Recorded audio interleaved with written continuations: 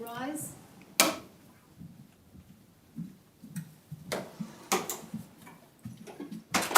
Please be seated.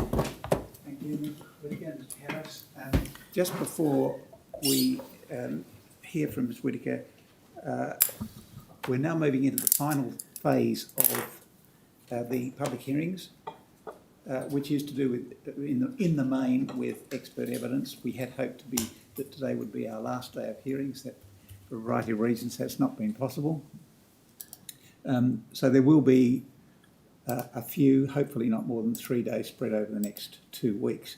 Next week, during the course of next week, the Commission will publish on its website a statement detailing the program through the rest of November, December and January, leading up to the completion of the report. Now, are we going to start with tendering the reports, or will we deal with that a little later? Yeah. Tender the reports, but All I'm right. happy to do that if we'll do at some point during the day. We'll deal with the tender of the various expert reports. Ms Whittaker, thank you for making your time available. Do you wish to take an oath or make an affirmation? I'll take an oath, please. Do you have a Bible? I do not. Well, I do. Hold on, they're getting me one. Maybe. No, I don't. I don't think we do have one available, Commissioner. Apologies. I can do an affirmation. All right, we'll do the affirmation then. If you could just repeat after me. I, Victoria Whittaker. I, Victoria Whittaker. Sincerely declare and affirm. Sincerely declare and affirm. That the evidence that I give to this Commission. That the evidence that I give to this Commission. Shall be the truth, the whole truth and nothing but the truth. Shall be the truth, the whole truth and nothing but the truth. Thank you very much, Ms Whittaker. Now, Mr Harris, do you wish to examine? Nothing in Chief, Commissioner. I may wish to ask questions at the conclusion of Ms Whittaker's examination, if that's okay. All right. Well, then we have the various reports. It might be as well if we identify them. As I understand it, we have a document, Crown Culture Review, Current State Culture Final Report, July 2021, which has the identifier number CRW.701.004.9441. We have a second document, Culture at Crown Survey, Survey Results, Demographic Details, September 2021, and it has the identifier number DTT.010.0009.0002. We then have a document entitled Crown Organisational Culture Review, Draft Culture Change Roadmap, and it has it is August 2021, and it has the identifier number DTT.010.0007.0048. And then the final document is a document, Crown Culture Review, Crown's Draft Ethical Compass and Aspirational Culture, August 2021, and it has the identifier number DTT.010.0007.0036. Now, they're the documents that we have, Ms Whittaker. Is there anything do you think we may have missed? There is an additional document, which is the Phase 1 report, which goes to the cultural architecture of Crown, which is part of the full suite of documents. All right. Well, we'll find that in due course. Now, Ms Whittaker, is there anything of an introductory or general nature that you would like to say, or should we have Ms Cale lead you through some questions? I'm happy to be led by Ms Cale. All right, thank you, Ms Whittaker. Thank you, Commissioner. Now, Ms Whittaker, you gave evidence, you'll no doubt recall, to the Victorian Royal Commission on the 9th of June of this year. I don't intend to go over matters that you were examined about there or ask you to repeat any of that evidence here today. But just to clarify, it was the case, though, that in early June, when you gave evidence to the Victorian Royal Commission, Deloitte was still in the process of preparing and completing that current state culture report for Crown that Commissioner Owen took you to as the first document mentioned a moment ago. Yes, that's correct. Let's have a quick look at that document, CRW.701.004.9441. And at 9443 there on the screen, do you have it, Ms Whittaker? Yes, I do. That's your cover letter to the CEO of CRL, Mr McCann. So that report was prepared by Deloitte under your direction, is that the case? Yes. And I note that you designate yourself at the bottom of the letter where you sign as a partner within the Deloitte Risk Advisory Team or group. Is it the case that the consulting services Deloitte provides in relation to organisational culture sits within its risk advisory team? Yeah, for this engagement and for other engagements, I also often work with our consulting practice, our human capital team.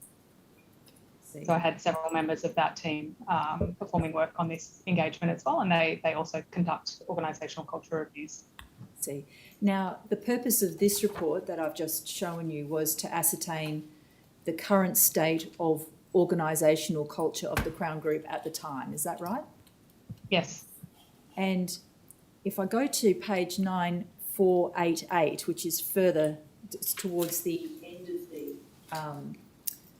the report, this is where you begin to make those additional observations about risk culture.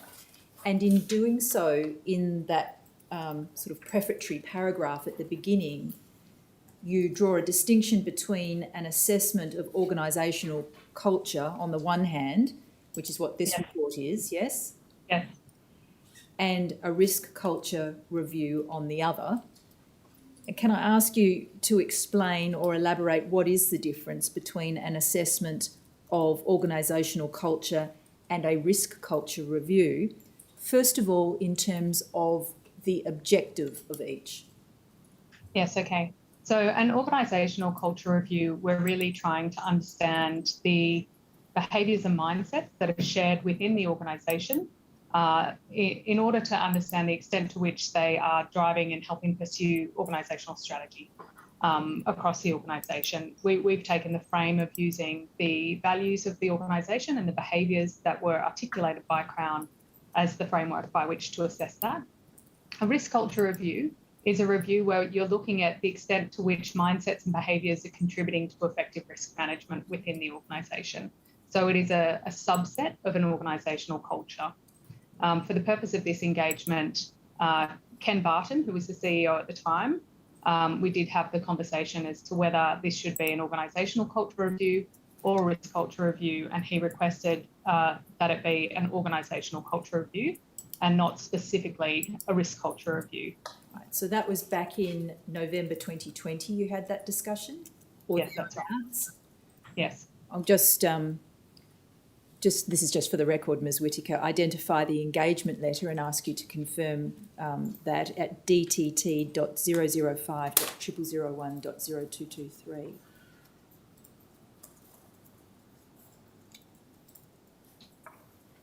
Yes, so the initial proposal had the full 4 phases of work, and he asked us initially just to undertake that first phase as a first piece. So this relates to that, yes. All right. And you say that, do I understand you correctly, that you effectively presented Mr Barton with the option of doing either the organisational cultural assessment or the risk culture review, and he opted for the former? Yes, we had the conversation as to whether this should be an organisational culture review, a risk culture review, or a more thorough sort of RGS, a risk governance compliance or culture and accountability review. and he opted for the former. He didn't think that the latter was appropriate for them, given they weren't a bank. Given that they weren't a bank, did you say? Yes, the latter being the risk governance culture and accountability review or compliance review being typical of what a bank might perform, which is a much broader piece of work.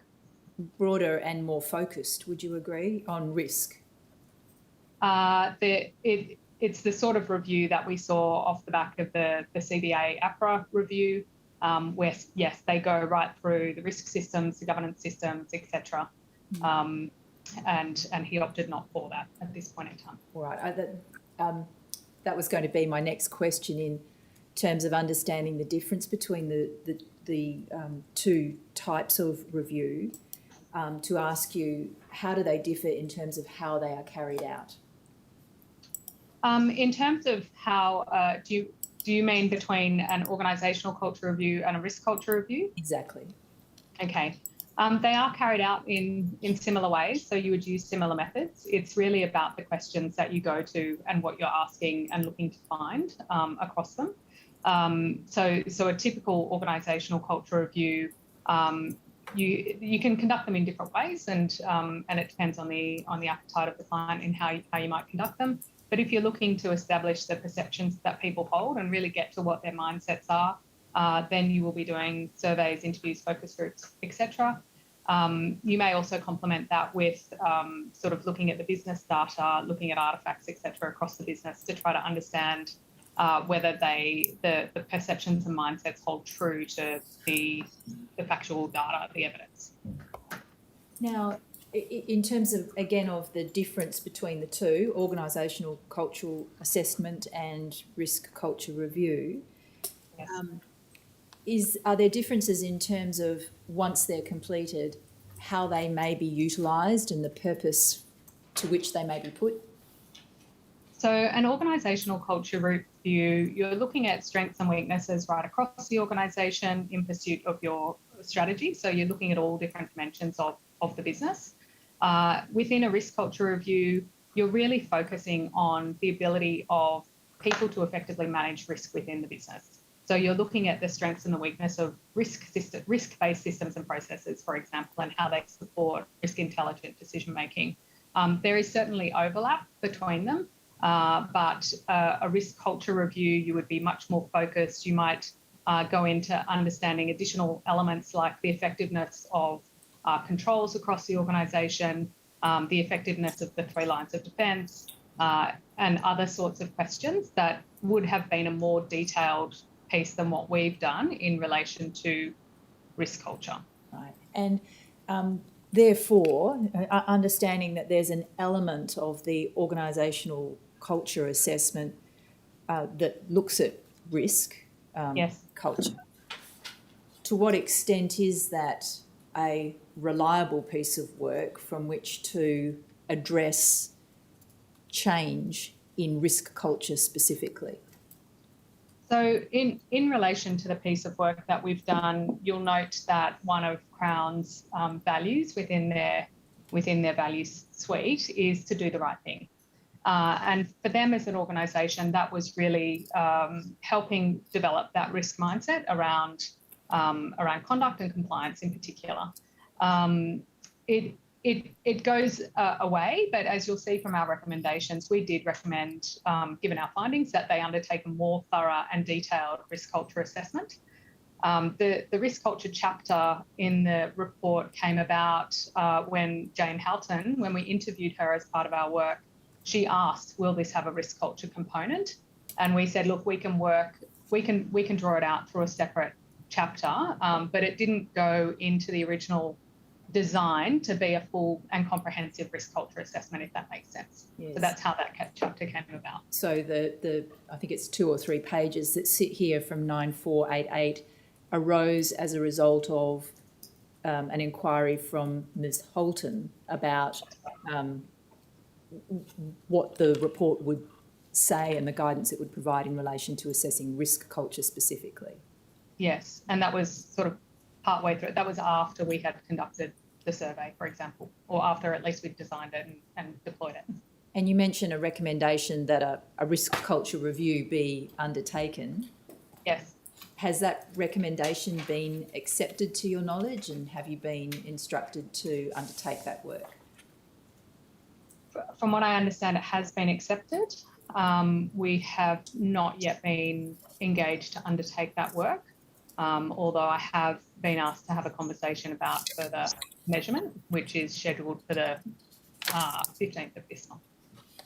And if you were to undertake a risk culture review, appreciating that you can't be specific about this as you sit here now, what would be the approximate length of time or range of times it would take to complete that work from commencement to delivery of a report such as you've prepared here for the organisational cultural assessment? So the time taken obviously depends on the comprehensiveness of what you're establishing to do. I would say anything from 3 to 6 months, depending on the level of detail it goes into. And because of that recommendation that you've made, do I take it then that you don't see this report that you have in front of you here as being sufficiently specific and determinative of the present state of Crown's risk culture? I think if we were to undertake a further assessment, it would go into further detail in relation to those types of areas that I mentioned before, looking at the 3 lines of defence, in particularly line 1, which is within the business. How is risk understood? How is it? How are the accountabilities taken forth? What steps can be taken to improve it? Looking at the controls across the business and the extent to which behaviour plays a role in them being effective. Those sorts of additional pieces of analysis would be important. But that said, I think there is a level of insight through our report that goes to risk culture already. I think that chapter on We Do the Right Thing does talk to many of those dimensions, and the chapter at the end on risk culture also talks to many of those dimensions. So it gives you some insight, but the focused question I have for you is it sufficient, in your view, from which to build a program to improve risk culture at Crown? Or do you need to do this further review? I think it is sufficient in that there have been a lot of conversations around what these findings mean with the likes of Anne Seegers, with now others within the business to have insight that look after risk management. This piece of work doesn't happen in a vacuum. It's being informed by other pieces of work already as well. And I think there is an expectation we have in the roadmap. Quite a substantial part of the roadmap is addressing issues around risk management and looking at some of the things that need to be put in place to bring more effect to effective risk management within the business. They've obviously got a huge piece of work around financial crime and AML on the go, and part of their broader roadmap, which doesn't form part of the cultural roadmap, goes to the governance of the organisation, information flowing up and down the business, how decisions are made, etc. So I think this is a contributing dimension to assisting the strengthening of their risk management practices and ultimately the risk culture. So, but if I understood how you began that answer, you said that you considered the work done in this assessment in relation to risk was sufficient from which to create a change program in relation to risk culture. Why then the need for the further review that you have recommended? I think the further and deeper insight into things like the effectiveness of the controls in place, there is an acknowledgement within the business that there needs to be work done in that regard, and therefore some additional testing of where those accountabilities lie at line 1, the understanding of the accountabilities at line 1, I think would give further insight and would provide further further context by which to either strengthen or uplift where deficiencies may lay. So I think they can get the ball rolling, but I think further insight could also assist in taking it further, if that makes sense. So is the further review desirable but not necessary? I think it is. I think it is desirable and necessary, but I don't think that prevents them from starting the ball rolling. I'm just getting to trying to understand whether the change program as it is without the further review you've recommended will be sufficient, or whether it needs to have this additional review feed into the change program and modify it accordingly. Yes, I understand. I think what I'm suggesting also is that by having the further insight, you'll be able to then observe the further change over time. So the deeper the insight goes, then you can observe whether the change programs that they are initiating are actually being effective in giving that uplift to those further detailed areas. So for that reason, it's necessary. Is that your evidence? I think so, yes. Now, can I come back to the assessment that you have done, and we'll have a look a little more closely at your report. At 9442, you set out Crown's purpose, values and behaviours as they were at July 2021, is that right? Yes, that's correct. And the reason... sorry, you go. I will just add the behaviours articulated there are then further detailed in the bullet points of the chapter headings for each chapter. They are the behaviours articulated by Crown. This is like a summary of those behaviours. Thank you.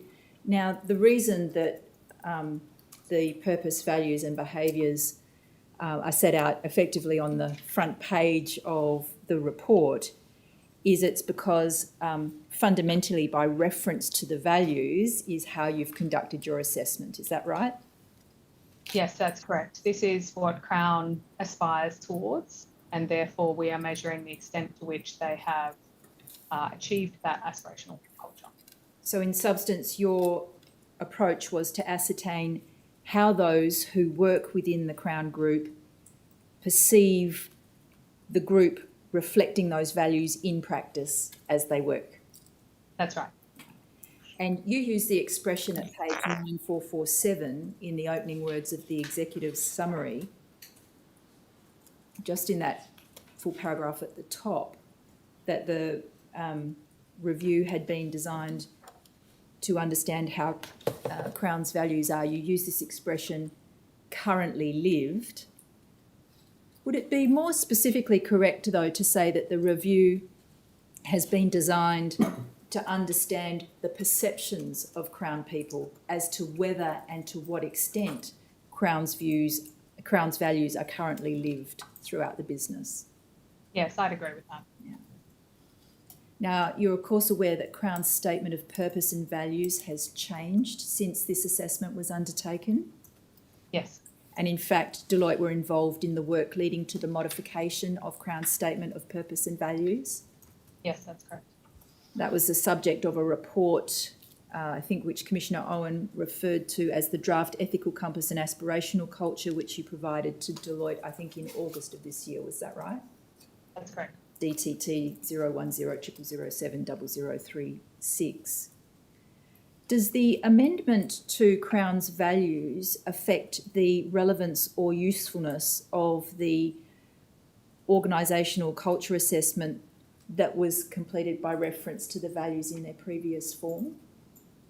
Yes, it's a good point you make. It's a perfect day when I get to work with an organisation who has everything lined up perfectly, ready to work in and complete the work.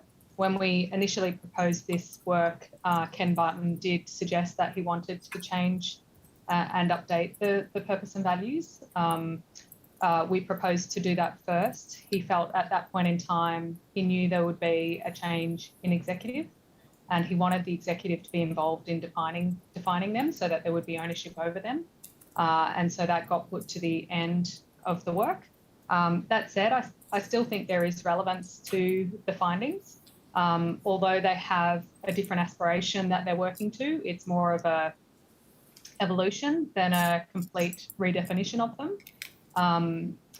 Recognising that there are both strengths and weaknesses in their current state culture, and wanting to work towards that future state. Right, you've been provided with Ms Arzadon's report prepared for this commission dated October 2021. Yes, And you've reviewed that for the purposes of giving evidence today? I have. If we go to page 0007, in the second last paragraph, Ms Arzadon's making this point that Crown's stated values, as they were at the time that your report was prepared, are expressed at a relatively high level and linked more directly to organisational management and performance than risk management and conduct. Would you agree with what Ms Arzadon says there? I think the values themselves are quite high level, as they are in many organisations, particularly large ones where you want them to be memorable across the organisation. We did align our survey to the values, but also to the behaviours as well. And we're careful to ensure that those behaviours were reflected through the survey. I think in relation to the question around whether they reflect risk management and conduct outcomes, there is a strong, I suppose, swing to the do the right thing as the one that really works to uphold that the most, as well as perhaps the we are respectful, we act respectfully.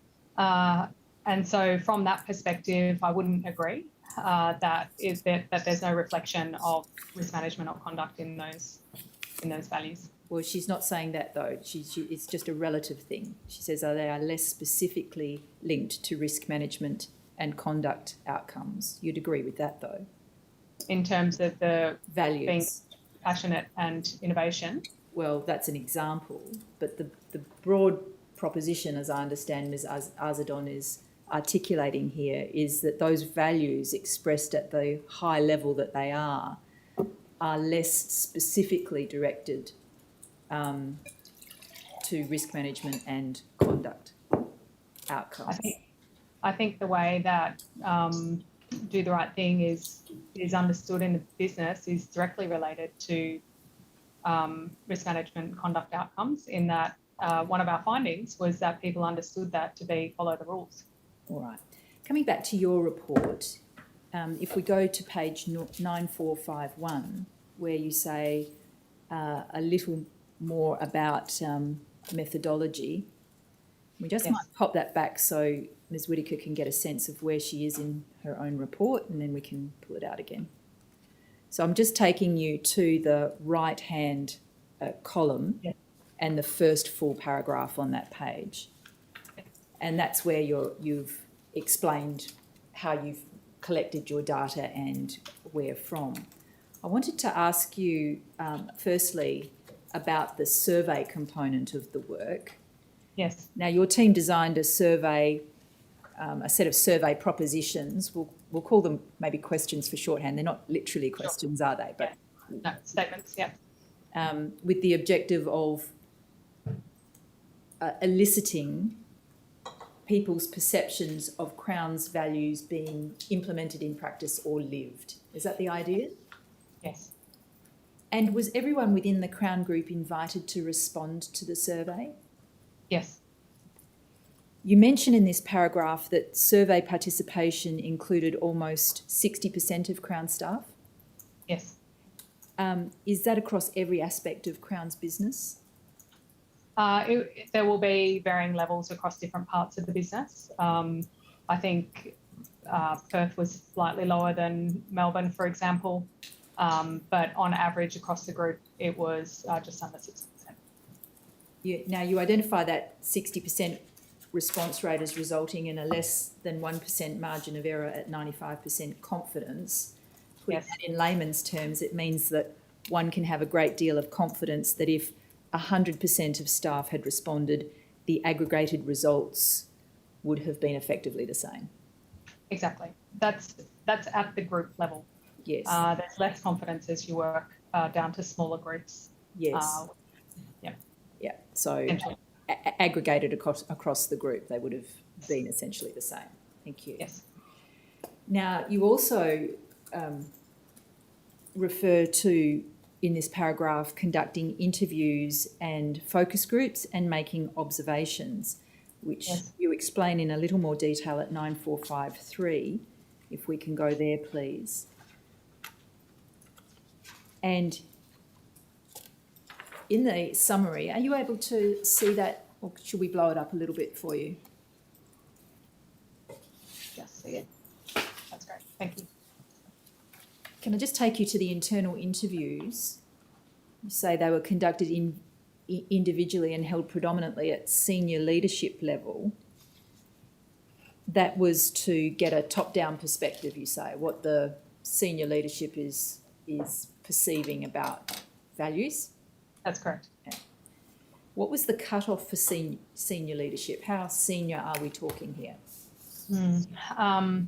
So it was the board at the time, the top executive group, and then a number of people that reported into that top executive group, but not, I don't think it would have been everyone reporting into the top executive group. Okay, and the top executive group is who? Oh, you're going to test my memory now. Those who are, say, CEO of sites, those with group level responsibilities, those that report directly to the CEO. So there was at the time 13 reporting to the CEO. So the direct reports to the CEO, and then a couple of others perhaps, but Yes. you're not sure how many or who?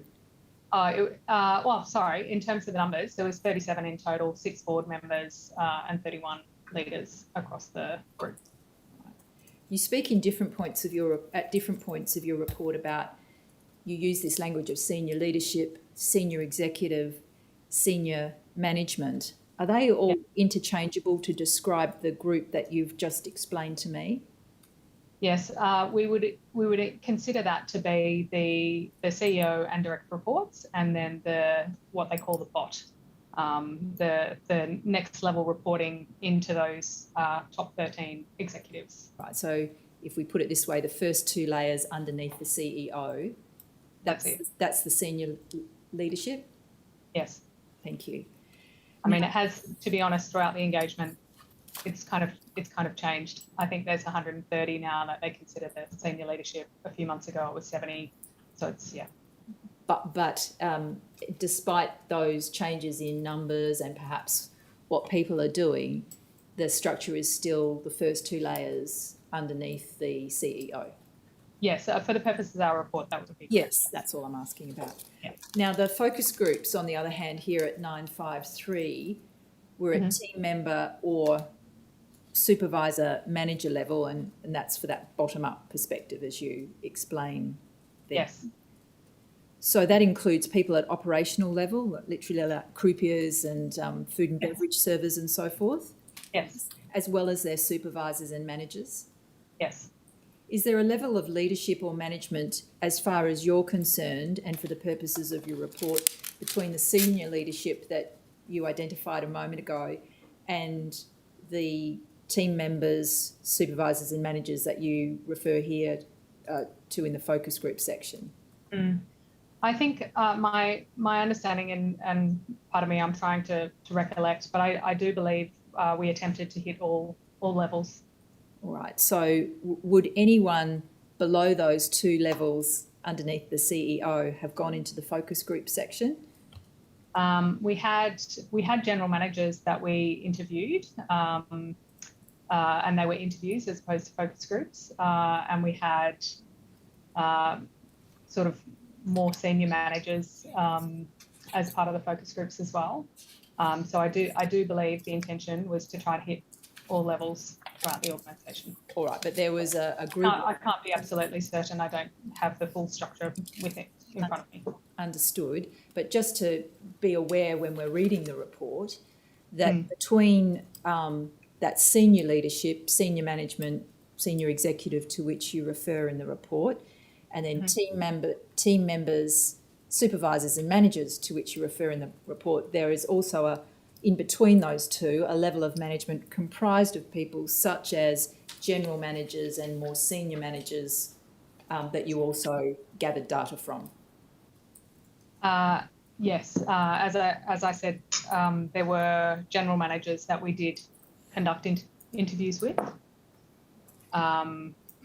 which I would consider those reporting into the executive. Right. What is the difference in terms of purpose and scope of gathering data from focus groups as opposed to these one-on-one interviews? In terms of the interviews, you're trying to create, well, first of all, we prioritise those that were more senior, given they have a broader view of the organisation, in order to get into that level of depth that we can with them. You'll see under the language of approach, we had two different ways of interviewing. So some of them were hypotheses-led, which is what we did with the people that work at Crown every day. So from the survey, we generated, I think, 6 hypotheses. And from that, we used them to interview those leaders. For the board, because they're not at Crown necessarily every day, and some of the hypotheses we didn't feel would necessarily resonate with them to be able to describe in detail what they observed. Instead, we used the values with them. In terms of the focus groups, we're looking at a broader group of stakeholders. They'll come and talk to us. We did all of them face-to-face, which was challenging given opening up, shutting down of COVID happening. But we did all of them face-to-face. And in that, we're taking a larger group of people, again, to explore those same hypotheses that we've done in the interviews. It's a way to cover more people and also generate some dialogue around the group as well, to get them sort of agreeing or disagreeing with each other to draw out those insights.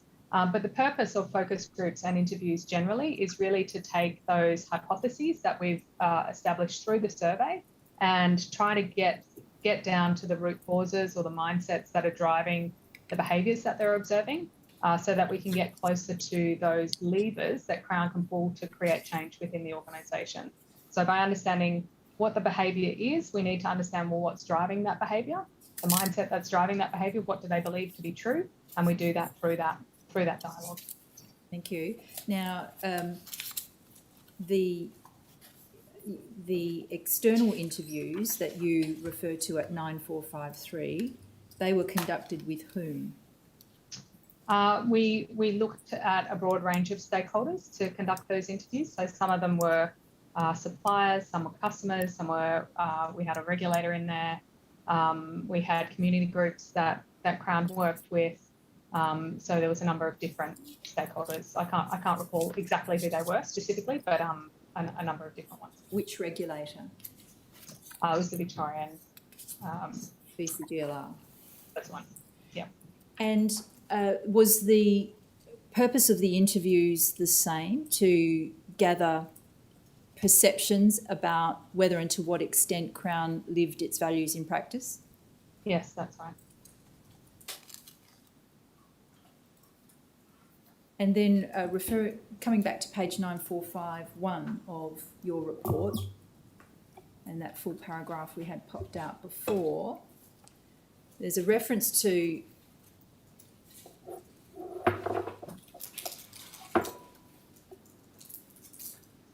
business data and document review. I'll ask you about that in a second. I've just skipped over observations. These were Deloitte's own observations that it made, generated from the interviews and observing the interviews and focus groups. Is that right? No. What we did there is we identified a number of meetings to attend and observe those meetings from a behavioural point of view to understand the types of behaviour that we could observe in relation to the values and behaviours that the organisation espoused, and whether we observe them being lived within those meetings. So were these ordinary business meetings or meetings set up to discuss culture? No, ordinary business meetings. I understand. So observing things which may have been left implicit or unsaid in the formal interviews and focus groups. Is that the idea?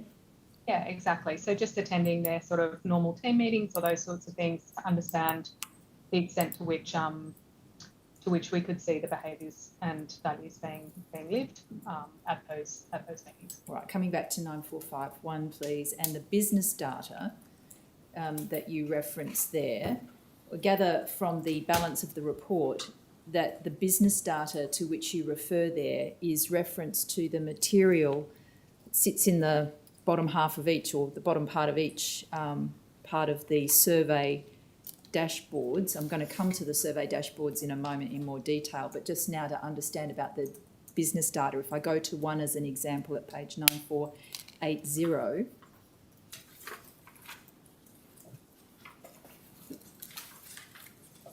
Yes, that's correct.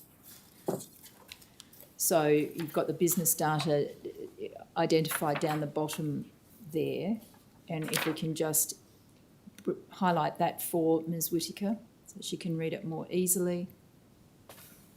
The lead and lag words there, is that intended, or acronyms, is that intended as a reference to lead and lag indicators? Yes, that's correct. So what we're looking at there is the lead indicators. Sorry, I'll just frame a question. Sorry, go ahead. Can you just explain what a lead indicator and what a lag indicator is? Sure. So the lead indicator are those things that may affect the mindset or behaviour within the business. So here you can see the completion of diversity and inclusion training. One would hope that that would lead to a mindset of appreciating diversity and enabling inclusion. The lag indicator is the business impact that that mindset may have on the organisation. So we're trying to create a pathway here of, if you pull this lever, you'll shift that mindset, which will have this business impact. And the business data that sits at the bottom of each of the survey dashboards differs depending on what the value is that you're assessing as being lived. That's right. Yes.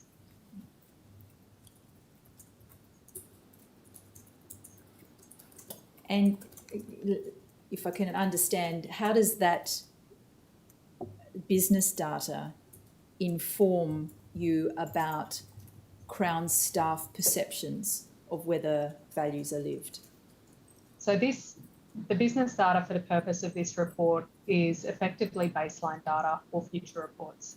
So you would hope to see that this will move in a way that is towards the value, for example, and over time, that trend analysis will help them understand whether the levers that they're pulling are shifting the mindsets that they want to have in order to shift the business outcomes that they're looking for. Right. So you can see, I think there's an example in here where they've done increased AML training, and then you'll see the uptick in AML issues being reported, for example.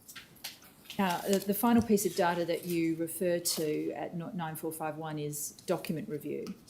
Yes. What sort of documents did Deloitte review for the purposes of this assessment? Yes.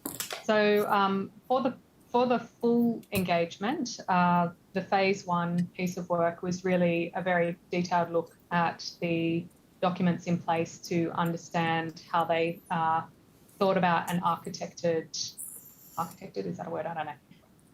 The architecture around how they conceived of organisational culture. The documents that we looked at for the purpose of phase 2 and 3 was really to validate against claims made by people throughout the engagement. So, for example, some people said, we don't get assessed for risk in our performance reviews. So we would go to the performance review document to have a look as to whether they were assessed for risk. So just in terms of the what rather than the why, the documents that you reviewed, do I understand your answer correctly, varied depending upon what people were saying in interviews or focus groups or how they responded to the survey, and was used as effectively a cross-check to validate what was being said? Exactly, yes. Coming back to Ms Arzadon's report, PCRC 0021 0001 0001 at page 0010, she makes the point about different approaches that can be taken to the work of cultural assessment, And she says, well, some people favour a perception-based approach, and others can combine that with some fact-based data or formal mechanisms. Would you say that your approach was purely perception-based? I would say it was predominantly perception-based. But as you've just explained, there was some reference to data to validate certain indications or findings that you might reach. Yes, that's for this phase of the report. The phase 1 report was really very heavily based on the review of those documents. What do you say to the point that I understand Ms. Arzadon to be making on this page, that to actually go into documents such as, and I understand her to be referring particularly to policies and procedures and documents that evidence systems that are in place in an organisation, can provide insight into what needs to be changed to reinforce new behaviours, in particular whether policies, procedures and systems. Would you agree or disagree as to that providing additional insight into root causes and how to make effective change? I think it can. You also agree with what I understand her to be putting there, is that looking at those documents, policies, procedures, documented systems and so forth, can also provide additional insight into how long it will take to effect change. Such that if sorry, you go. Sorry. I think how long it takes to effect change is very much down to, particularly in this case, the context of the organisation and where it's at the moment. An organisation that has had multiple shutdowns over the past year due to COVID, it's very difficult to change a culture when people aren't present to live it day to day. So I think there's context around that, but I think it can reviewing the policies and systems and processes and those sorts of things can give insight into those things that are giving shape to behaviours and mindsets within the organisation. Thank you. Now, if we come back to your report at page 9454.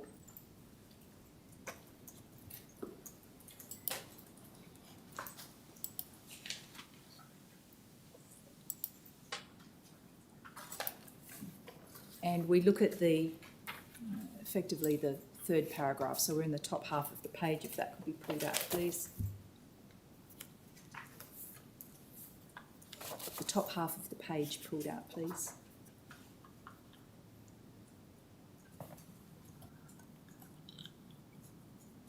Thank you. So in the smaller text, not the opening words, we see in the right-hand column, top page, it's apparent that it's apparent from the left-hand side that the data for the report was collected between February and July 2021, with the survey responses being received up till about mid-May 2021. And you can confirm that that was in fact what happened? Yes. And between February 2021 and now, Crown has, to your knowledge, been undertaking already certain steps to improve the culture of the organisation? I believe so. But it's the case, isn't it, that your findings in this report, based on the data collected between February and July, the survey results up till May, still have currency and accurately reflect the present state of the culture at Crown? I couldn't be 100% sure without going and measuring it all again, but given they have Bar Perth effectively been closed in that period of time, it will have shifted a little bit, but it won't be revolutionary. And you mentioned closures, but even if Crown had been open, even if the steps had been that have been taken improved the culture to a degree. Mhm. Would not normally, in your experience, expect to see a material improvement in culture over a period of months. Is that right? In an It does, organisation of this size? yeah, it does take time to embed the change across the organisation, and Yeah. Now, much is, we've heard quite a bit about the importance of changing culture through senior management, senior executive, modelling good behaviour and so forth. And we have seen a lot of changes in the senior management during the course of this year and last, Ms. Whittaker.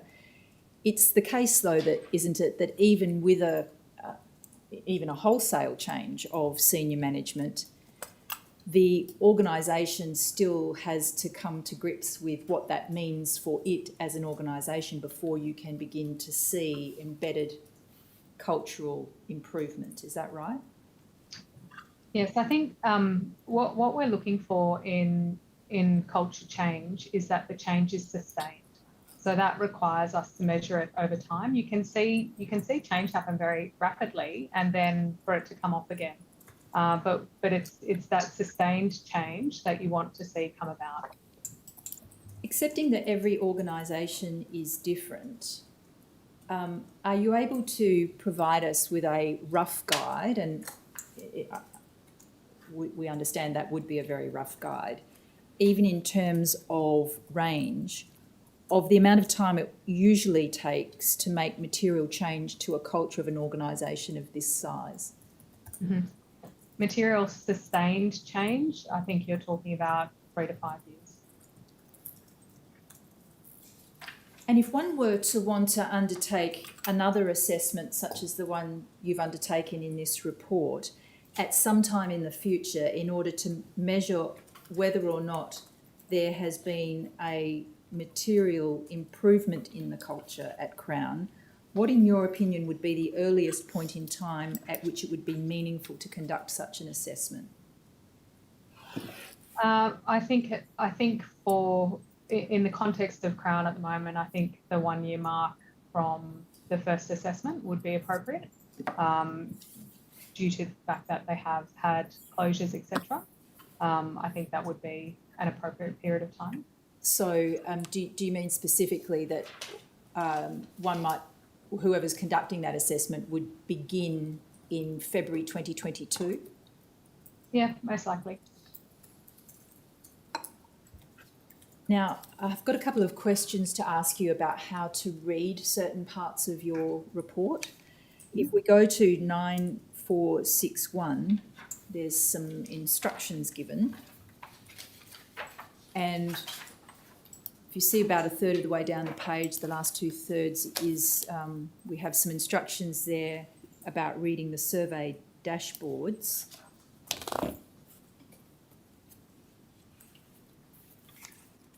Which is a reference to pages such as, and I'll just ask the operator to go to 9473.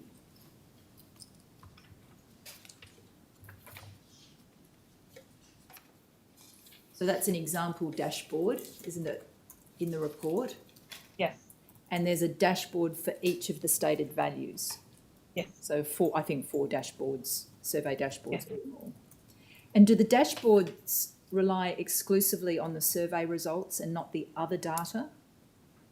It relies on the survey results and the business data. But doesn't have regard to interviews or focus groups? No. And for each dashboard, the propositions in the survey that most closely correlate to the Crown value under consideration are set out with a measure of the responses. That's right. And so that was Deloitte's task to evaluate which of the propositions or questions most closely reflected that value. Is that right? Yes. So when we designed the survey, we looked to both the value and the behaviours espoused and designed those survey questions off that. And this is a reflection of that design. Yeah. So now if we come back to 9461 and we bring out the bottom 2/3 of the page, please. First, in relation to negatively worded survey questions. Now, these are marked in the dashboards with an accent symbol, aren't they, to identify that they're a negatively worded question or proposition. Yes. And you identify on this page how you've, before we get back to the specifically negatively worded questions, how you've colour-coded the responses in the survey dashboards generally. So in this example that you give here, the largest one, the 17% is the percentage of respondents who strongly agreed with the proposition. Is that right? Yes. And then Yes. the 41% is a combination of those who both strongly agreed and agreed. Is that how that works? No, the 41% is just those that agreed. All right. And then there'd be other percentages for Yes. the others, understand? And the strongly agree plus the agree, so the 17% plus 41% gives you the 59%. Understand. So when we come to a reverse scored item, such as the people I work with bend the rules when it suits them. Now this appears at page 9467.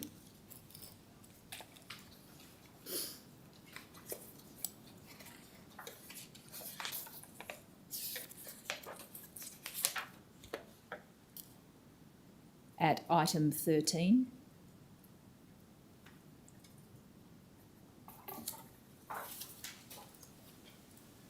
This is the survey dashboard of We Do the Right Thing.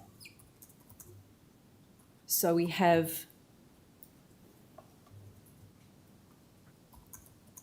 43% who strongly disagree with that proposition. Is that right? So what we do with negatively worded questions is we reverse it. So green is good, red is bad. The same with everything else.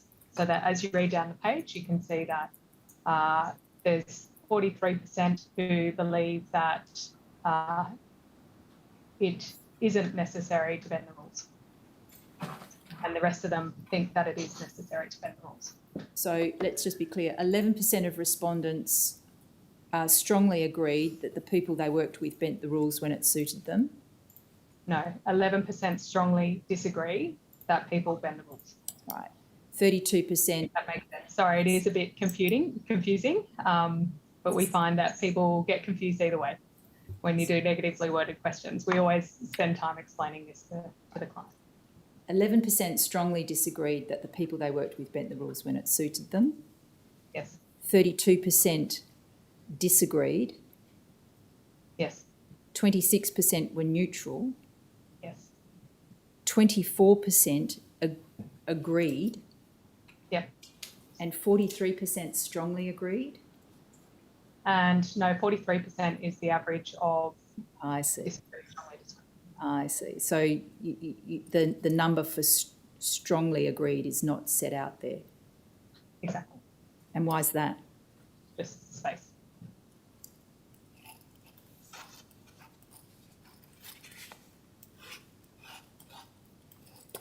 Now, if we come back to 9461, I wanted to ask you a question about the bottom right-hand corner where you provide the overall positive perception. Mm-hmm. So on each dashboard for the relevant value, you've got a combined average, if you will, across all Exactly. scores. I wanted to ask you about the second sentence here. And you say, while it provides an indicator of sentiment, it doesn't provide an overall score of the extent to which the value is lived. You're not trying to, though, ascertain the extent to which the value is lived objectively, are you? This is an assessment of what people's perceptions are about the living of values. Yes, that's true. What I mean to say here is clients often give me one number, tell me the one number that the value's lived or not lived, and it oversimplifies the the status of the perceptions in relation to that value. So it's not to say that therefore it's amazing or therefore it's terrible, but it is just to provide an indicator. And again, trends over time will show them whether that's moving, and so can assist the board, for example, in getting across that sentiment very quickly. But the second half of the sentence is really there to say, look further. Well, it also indicates, isn't it, what this assessment isn't, which is an objective measure of what's actually happening in terms of culture in the organisation. It's just how people think in the organisation, the Crown, the values are being lived or not. Yes, so it is based on perception. Now, one more question about how to read the report. If we go back to 9464, please. So behind each of these values, you have an overview. Here's the value of we do the right thing.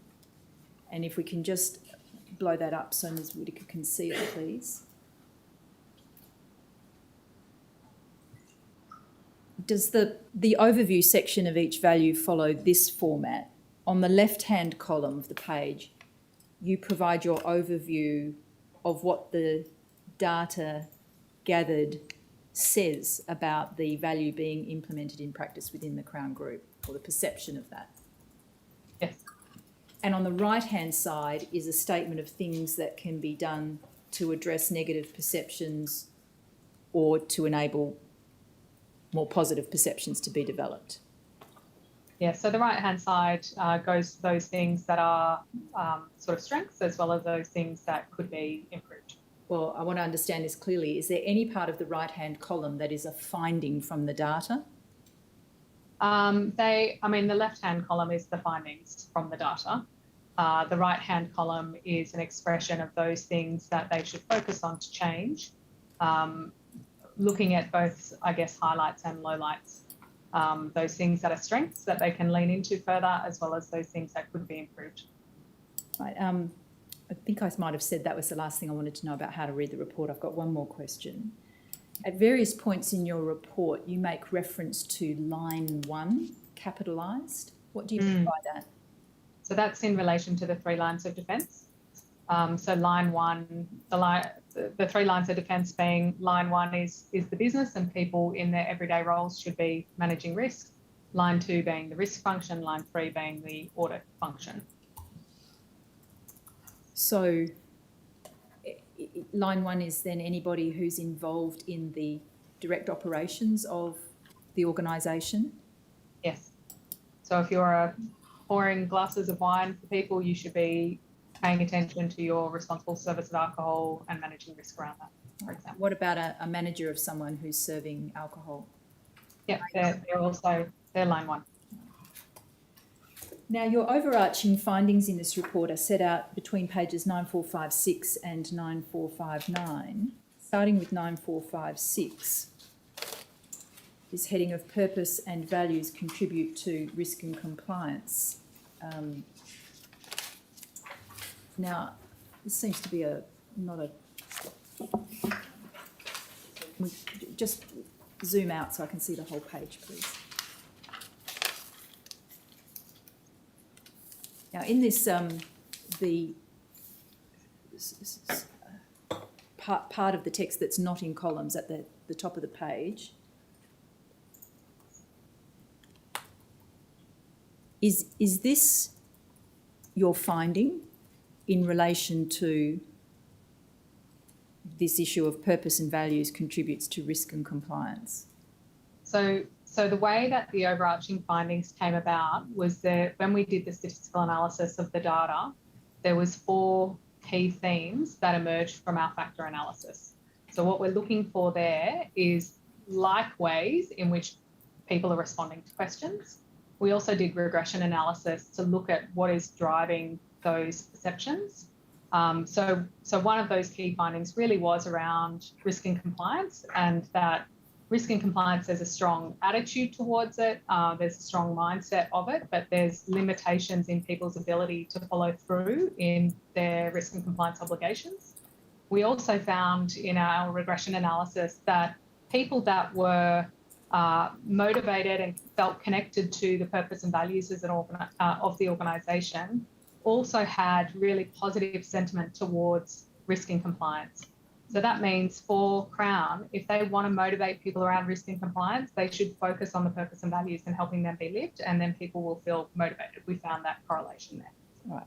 So this is... So the core themes of the overarching findings relate to those cross-cutting findings across all the different values. So it wasn't an overarching finding that although there was a lot of risk, awareness of risk and compliance and the need for it, it wasn't actually being implemented in practice. That's not an overarching finding. That is an overarching finding. That's part of this overarching. Expressed where? The awareness in the second paragraph. The awareness. This awareness is not yet driving compliant behaviour, with multiple barriers preventing the activation of behaviours. All right. So what's the first paragraph about? So the first paragraph is about that relationship, the correlation. You know, in hindsight, you read these reports, you always think there's things you could have done better. Obviously, we could have explained this better or given better sentiment around it. So the first part of the statement is this finding of correlation, the connection to purpose and values. People feeling connected to the purpose and values drives positive sentiment towards risk and compliance. And the second sentence sort of says that again. And then the finding that although people feel the sentiment towards compliance, there's barriers preventing them from being compliant with multiple reasons for it. So poor relationships with managers, poor policy frameworks, inconsistent performance management. And we say go and have a look at We Do the Right Thing section to explore that further, as well as the We Are Passionate section. So in relation to that second paragraph, this awareness is not yet driving compliance behaviours. This is an important finding in relation to risk culture, isn't it? It is, yes. Yeah. Because you need to have a culture of compliance for risk to be identified and managed adequately. You'd agree with that? I would say that it is true in relation to your regulatory risk, but of course there's risks that are outside of compliance as well. But having an understanding is only one step. Having good systems and processes, being supported by your manager to manage risk effectively, all goes towards effective risk management. Now, you mentioned a moment ago that in this second paragraph you identify some of the reasons for the awareness not yet driving compliance behaviour. And you mention management in two respects: poor relationships with managers and inconsistent performance management. Yes. Is it fair to say that a poor perception of management actually themselves living the values was one of the most prominent findings of your assessment? Yes, and that's the next overarching finding. Now, if we pop that section of the page back in and we look at the two columns underneath it. So you've got these two columns. One is cultural enablers, the other is cultural derailers. Taking the left-hand column first, cultural enablers, is any part of this column comprised of your findings from the data? Let me just take a moment to read it, please.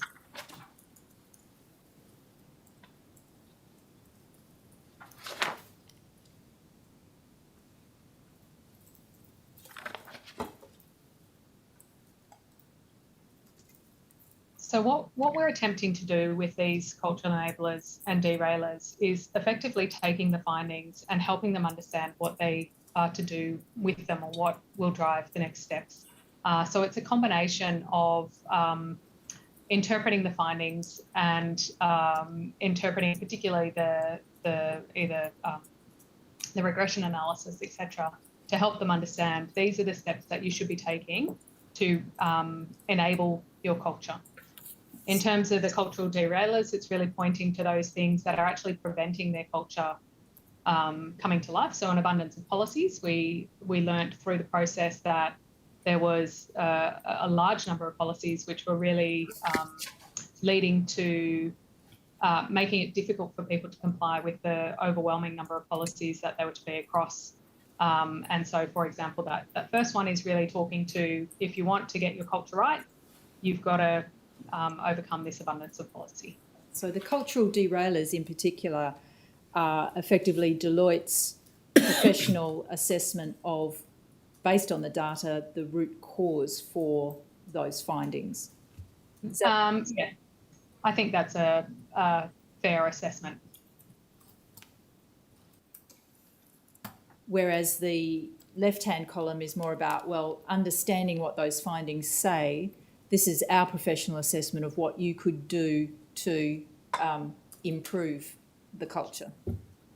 I think some of those things are strengths of the culture as well, in terms of thinking through, and those things that you could do, yes.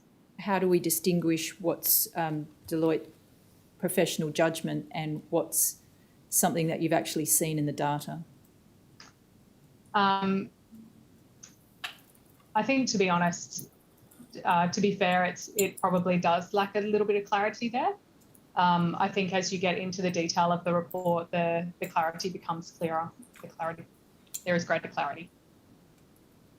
So if we go to 9457, you've got a similar format there in respect of this leadership drives trust finding, which, if we cut to the chase and just try and summarise it, Ms Whittaker, essentially you found that Crown staff do not generally perceive the board and senior management to be behaving in accordance with Crown values. Is that the effect of this overarching finding? I think what I would say is that they don't generally agree or strongly agree that they are behaving in effect with the purpose and values. There was a very, very high neutral response in particular. And so that always leads us to ask, why is there a neutral response? And we don't know. But if I were to hazard a guess in my professional judgment, we did ask people their sentiment when we went to the focus groups. There was very little visibility, for example, of the board. There was almost no communication from the board until Helen Coonan became the executive chair. And that would lead me to ask the question of, with a high neutral response is, well, who is the board? For me to have an opinion on whether they're living the values or not. It was about half of the business that responded neutrally. But certainly they didn't agree or strongly agree. But you'd regard it as a significant cultural weakness, would you, that an organisation's staff below senior level would be neutral about whether the senior leadership lived the company or the organisation's values? I think there's definitely work to be done by Crown's leadership and board to set the tone from the top in relation to living the purpose and values. Just to come back to my question though, when you get results like that where predominantly the staff are neutral about whether the senior leadership are living the organisation's values, that to you is of significant concern. It's a significant cultural weakness. Yes, absolutely. What you want to see in a strong culture is staff perceiving that the senior leadership live the values that are espoused. Is that right? That's correct. And within this theme of leadership drives trust, was there also this perception that was also a significant weakness of staff perceiving that customers and profit are prioritised above compliance? That was a perception held, yes. Now, if we go to, so that's probably convenient time. Ms Whittaker, we take a break at this time of the morning, so we'll break now and we'll come back at 11:30 our time, which is 2:30 your time. Thank you. Thank you. All rise.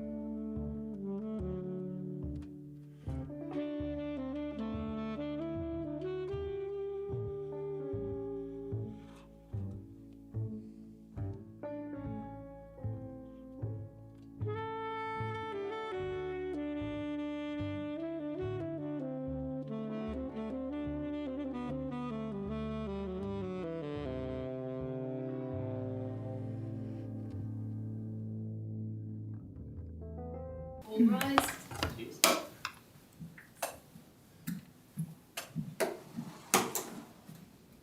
Please be seated. Thank you, Ms. Whittaker. Ms. Carroll? Now, Ms Whittaker, I had you at that second overarching finding. Just before the break there, Leadership Drives Trust. Just flip over to 9458, please. And then we get to relationships with managers are critical to success. Yes. Just trying to gather what the actual finding was here in terms of the perception of the quality of relationships staff had with managers. How would you characterise? So what I would say here is the relationship that an individual had with their manager had a very significant bearing on their response to the survey generally and their perceptions generally.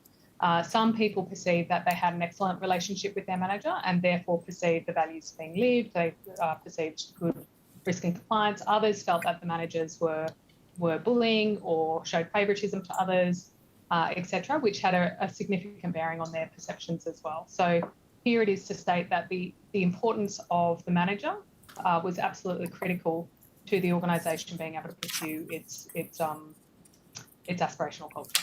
So this overarching finding, is this just to do with managers down at the sort of lower end who At all levels of the organisation. So your line manager. I see. Your direct report, might that be a more generic way to describe Yes. what this overarching finding relates to? Yes. Or sorry, the person to whom you directly report.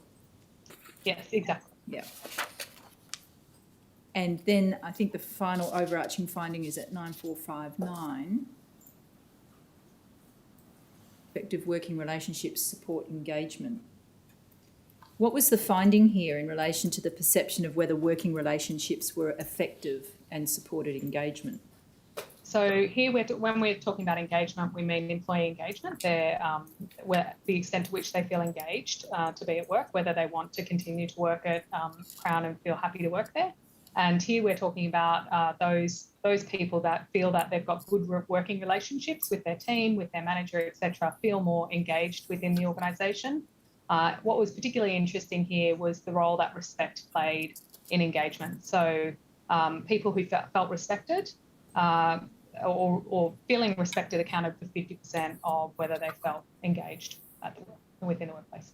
And did people generally feel respected and therefore engaged? I think there was a large proportion who did not feel respected within the organisation. And therefore you concluded did not feel engaged? Yes. Yeah. Now, if we return to Ms Arzadon's report at page 0009,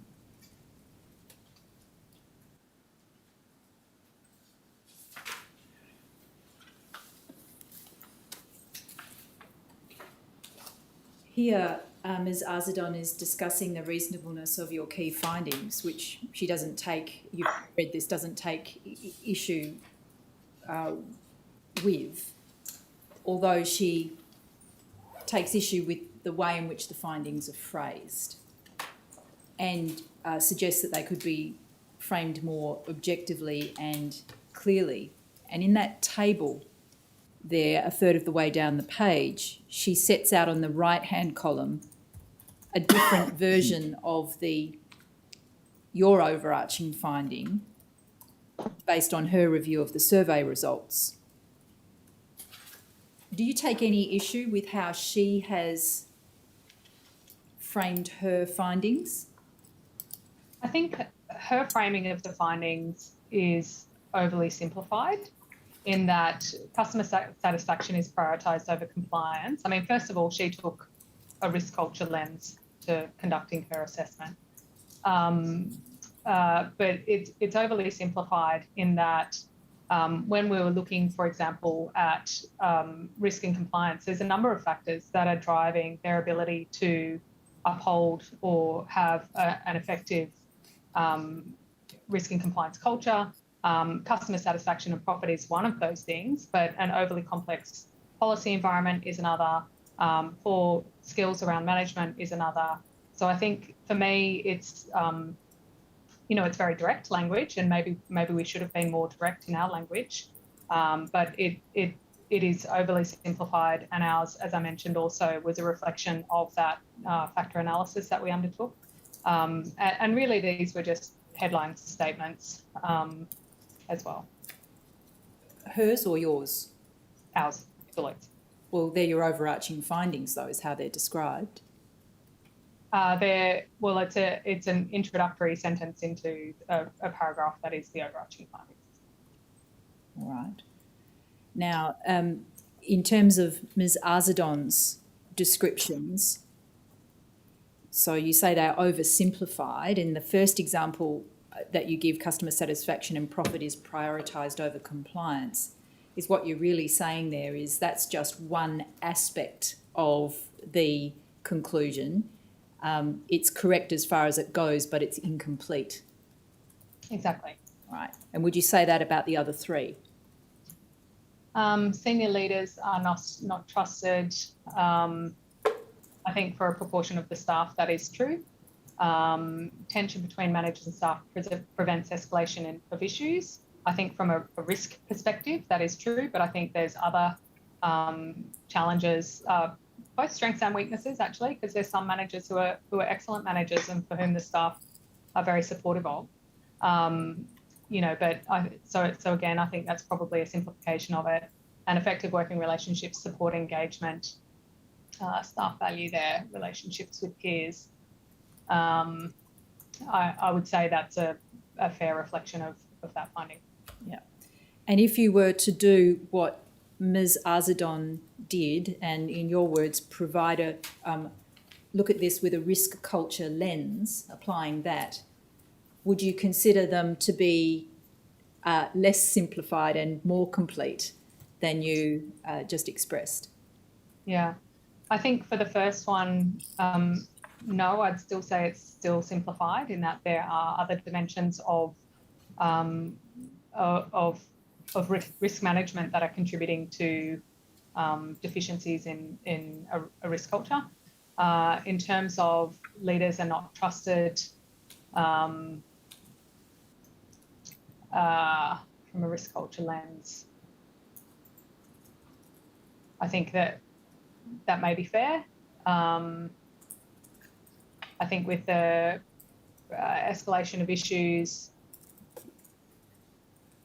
it's probably not just escalating issues that could be creating problems for risk management, although that's an important part of effective risk management. I think there's probably things beyond that. And then valuing your relationship with peers, I don't know if that particularly reflects a risk culture anyway. Yeah. All right, now if we pop that back, please. And Ms. Arzadon, underneath the table, sets out 3 bullet points, 3 sub-bullet points, which she says are of particular concern from a risk culture perspective that the results of the surveys indicate. Do you agree that those are results of particular concern from a risk culture perspective? I'll just take a moment to read it.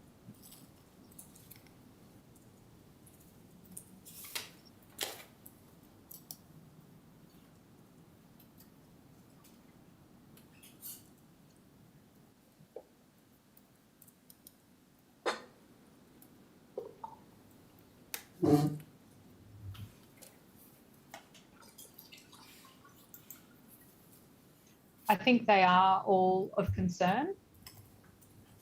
And they're what you would call cultural derailers?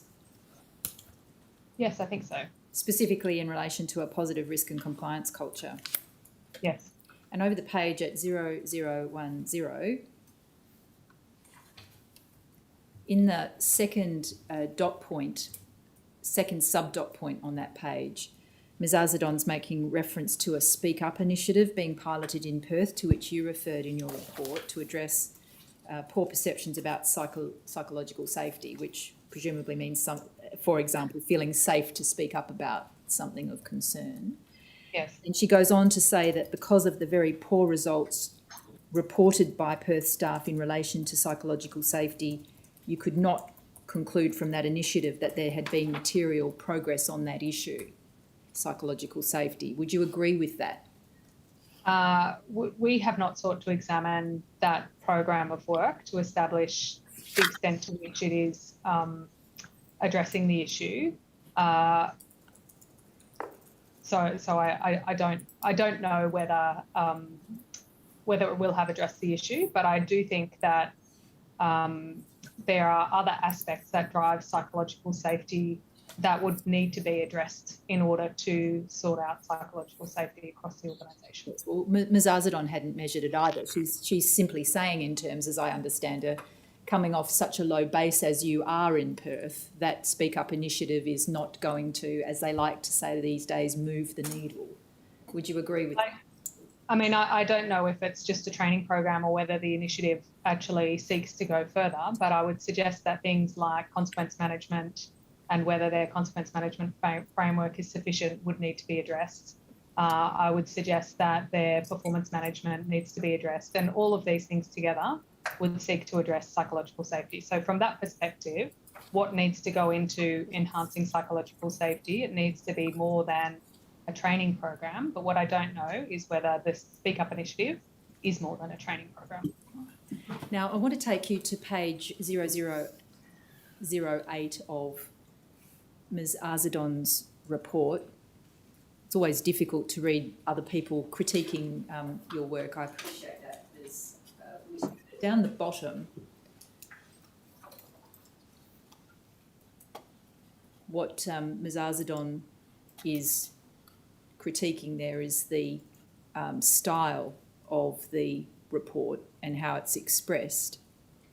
And I wanted to ask you about the first bullet point, which I read as her referring to an assessment of the relative cultural weaknesses in the Crown Group compared to other organisations. You don't actually seek to express a view on that topic in your report, do you?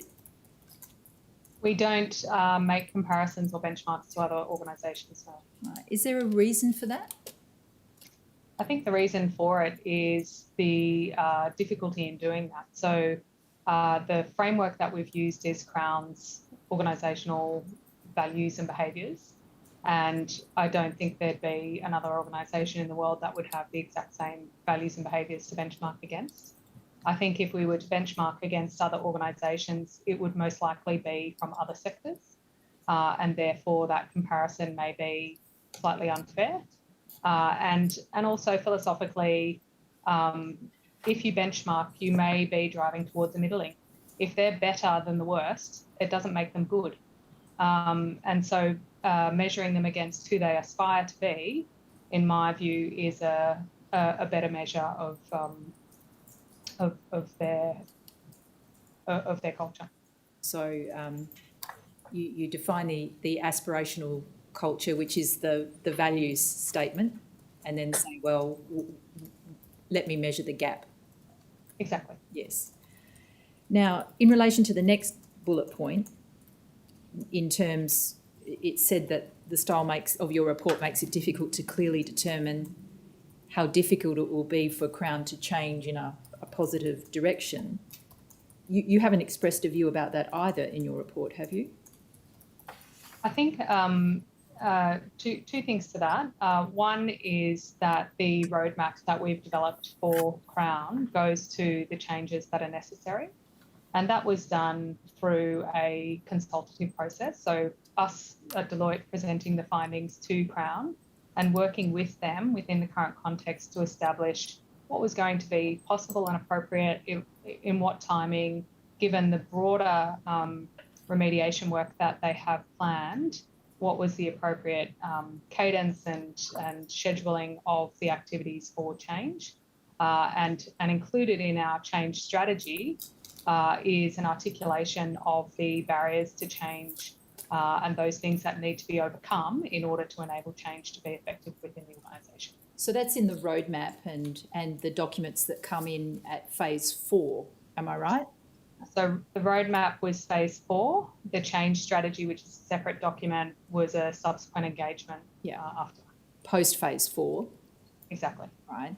But to be clear, in this report, you don't attempt to opine on how easy or difficult, how fast or slow it will be to make a positive change to the culture in Crown. No. And the last bullet point, she says the style of the report makes it difficult to clearly determine which subgroups within Crown are the most critical to address first. You don't seek to do that in your report either, do you? No. Now, at page 0016 of Ms Arziden's report, you will have read this. She commences a consideration of how she would prioritise certain issues. That's 0016, please. 0016, please. So you've read that discussion commencing at section 5 of her report. Yes. And at page 0020, at the bottom, she sets out this conclusion, which goes on to page 0021. But yes, please pop that out. And she uses this language in the end of that first paragraph of Crown being in a very precarious position, by which she means that apart from knowledge of risk management policies, all of the key cultural traits identified as directly causal in risk management failure were areas of relative weakness for Crown. Would you agree with that conclusion? I think based on the analysis that she's put forward, there is evidence to suggest that there is weakness in terms of their risk culture. Yes. Well, that's not what I put to you. More specifically, she describes Crown as being in a very precarious position in that regard. Would you agree with that? In terms of where Crown is in relation to its organisation, is it in a precarious... Sorry, can you just restate that question? Right. So in this first paragraph here, she has looked at Holt's causal factors, and she has identified in terms all but one of the key cultural traits identified as directly causal in risk management failure were areas of relative weakness for Crown. Do you agree with that?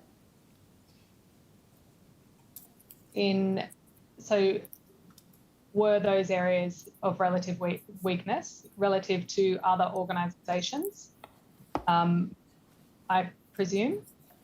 Well, I'm just asking you to tell me whether you agree with what she says there or not. Sorry, just give me a moment to read it if that's okay.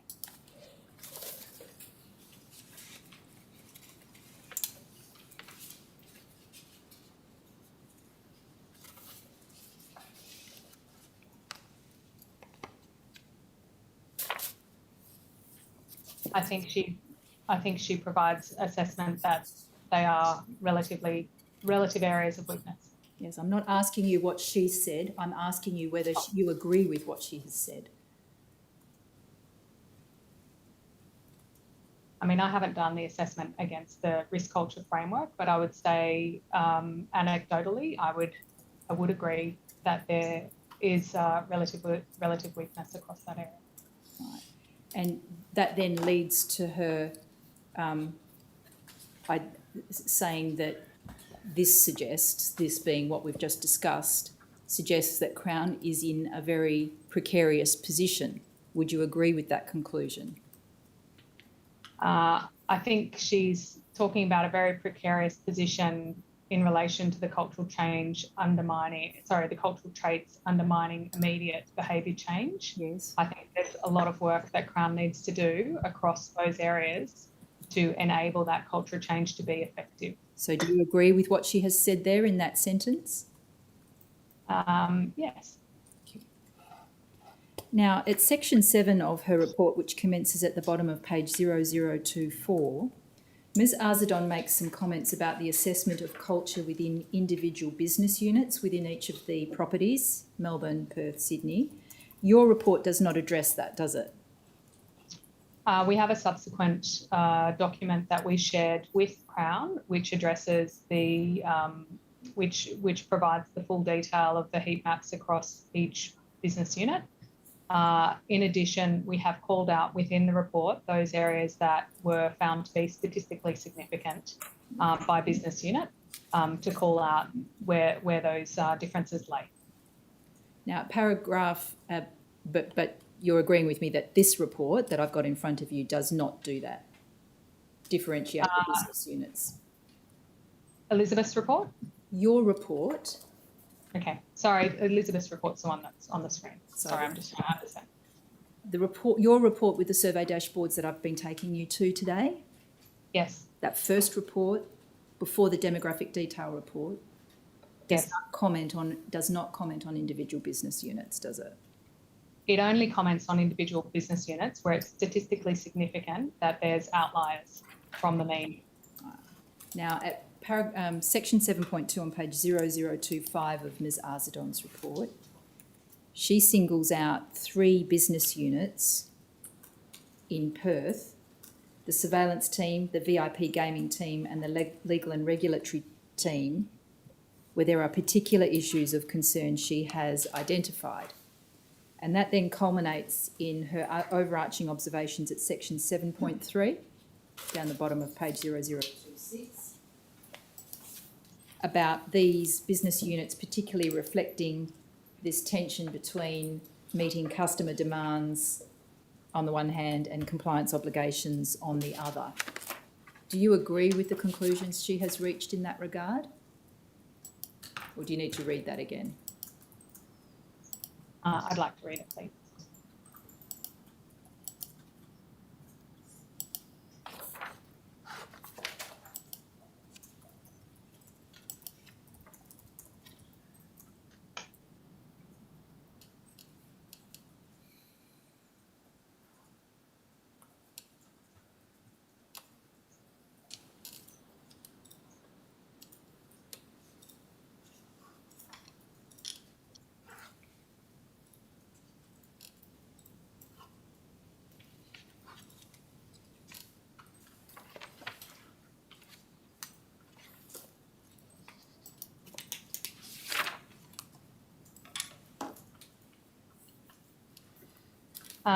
Do I agree with that conclusion? Yes. I think it is highlighted through the report that it is a challenge within those business units to balance compliance and customer experience, Right. if I'm reading that correctly.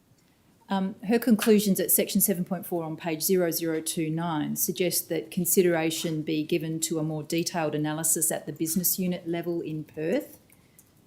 Do you consider it would be useful to undertake that additional work? I think there is already conversations happening within Perth to further explore and understand some of those aspects. My understanding is the VIP gaming business unit no longer exists. However, I know, for example, that they're looking closely at surveillance, legal and regulatory. I'm not certain about that one in particular. To the extent that there are business units that reflect those operations still in existence, would you agree with the recommendation for a more detailed analysis of the culture within those business units? Yeah. Now, I just wanted to ask you some questions back in your report, please, about the additional observations you made about risk culture. And if we go to 9488.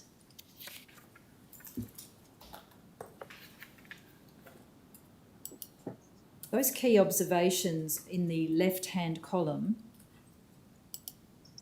are they key observations derived from the relevant survey responses, are they? They will be observations from the survey responses combined with the other data points. And at page 9489,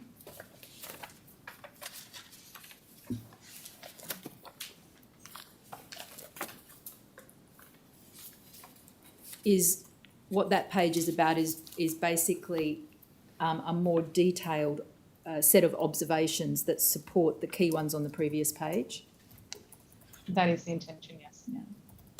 And in relation to the key observations, is it a fair summary to say that, I think as you've alluded to before, the gist of your observations is that apart from the general awareness of staff of the relevance of risk and compliance to the business and the need to comply, your observations about risk culture at Crown were negative? Yes, I think that's a fair conclusion on the whole. I think there is a lot of room for improvement. And did it come down in your mind to two key things? There will be others, but these are the most prominent conclusions. That tension between compliance on the one hand and giving customers what they want on the other is one. Can I answer that when I know the other one that you're like? If they're my two key ones, then yes, maybe I'll have a third one. Insufficient attention, especially at managerial level, to requiring and enforcing compliance in practice in the workplace. I think for me, the key things would be, what would they be? Like if you're asking me to boil them down to two, because we've got a number there, I would say the complexity of the policy environment and how that rolls out to into the organisation from a controls point of view makes it very difficult for people to comply. And I think that combined with the drive from management to make decisions that are pursuant of profit or customer satisfaction is the other thing that makes it difficult for people to comply. And I would think they're the two key things that make it difficult. Now, if I can just take you back to Ms. Arzadon's report at page 0011.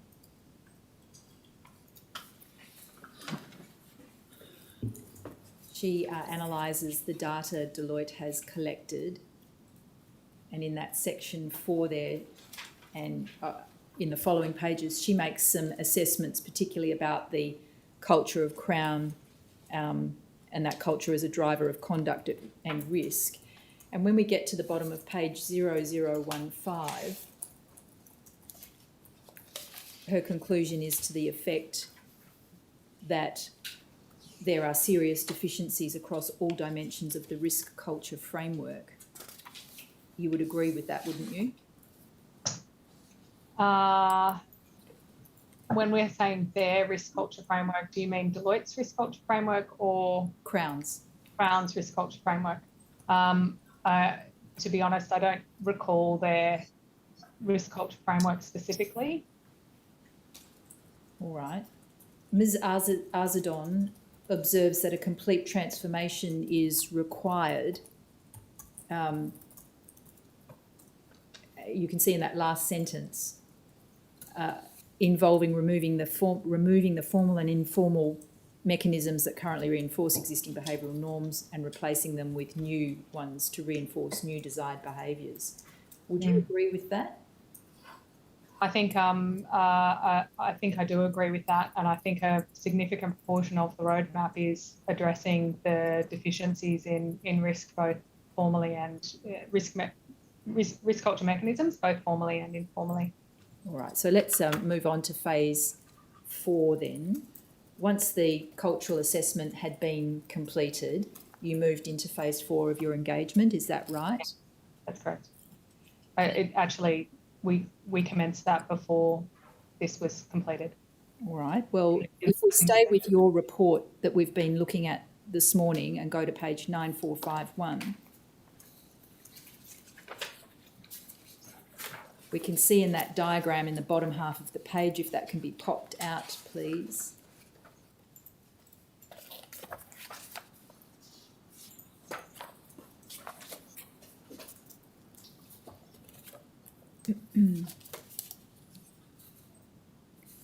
You had the culture state report, and I'm not quite sure where all these arrows are heading, but it looks like the culture change roadmap was to be prepared before the aspirational culture? No, it goes down the page like a worm. So we prepared the aspirational culture and then the roadmap. I see. In fact, they were sort of done together, weren't they? They were done in the same engagement. But we sort of defined the aspirational culture, what does good look like?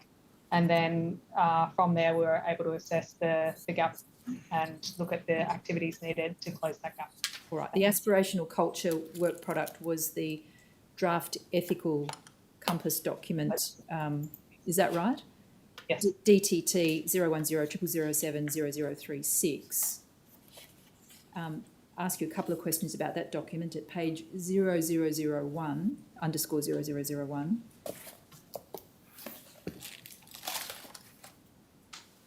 This is the covering letter dated 13 August 2021. It refers in the second paragraph to this document being developed through a process informed by the current state report.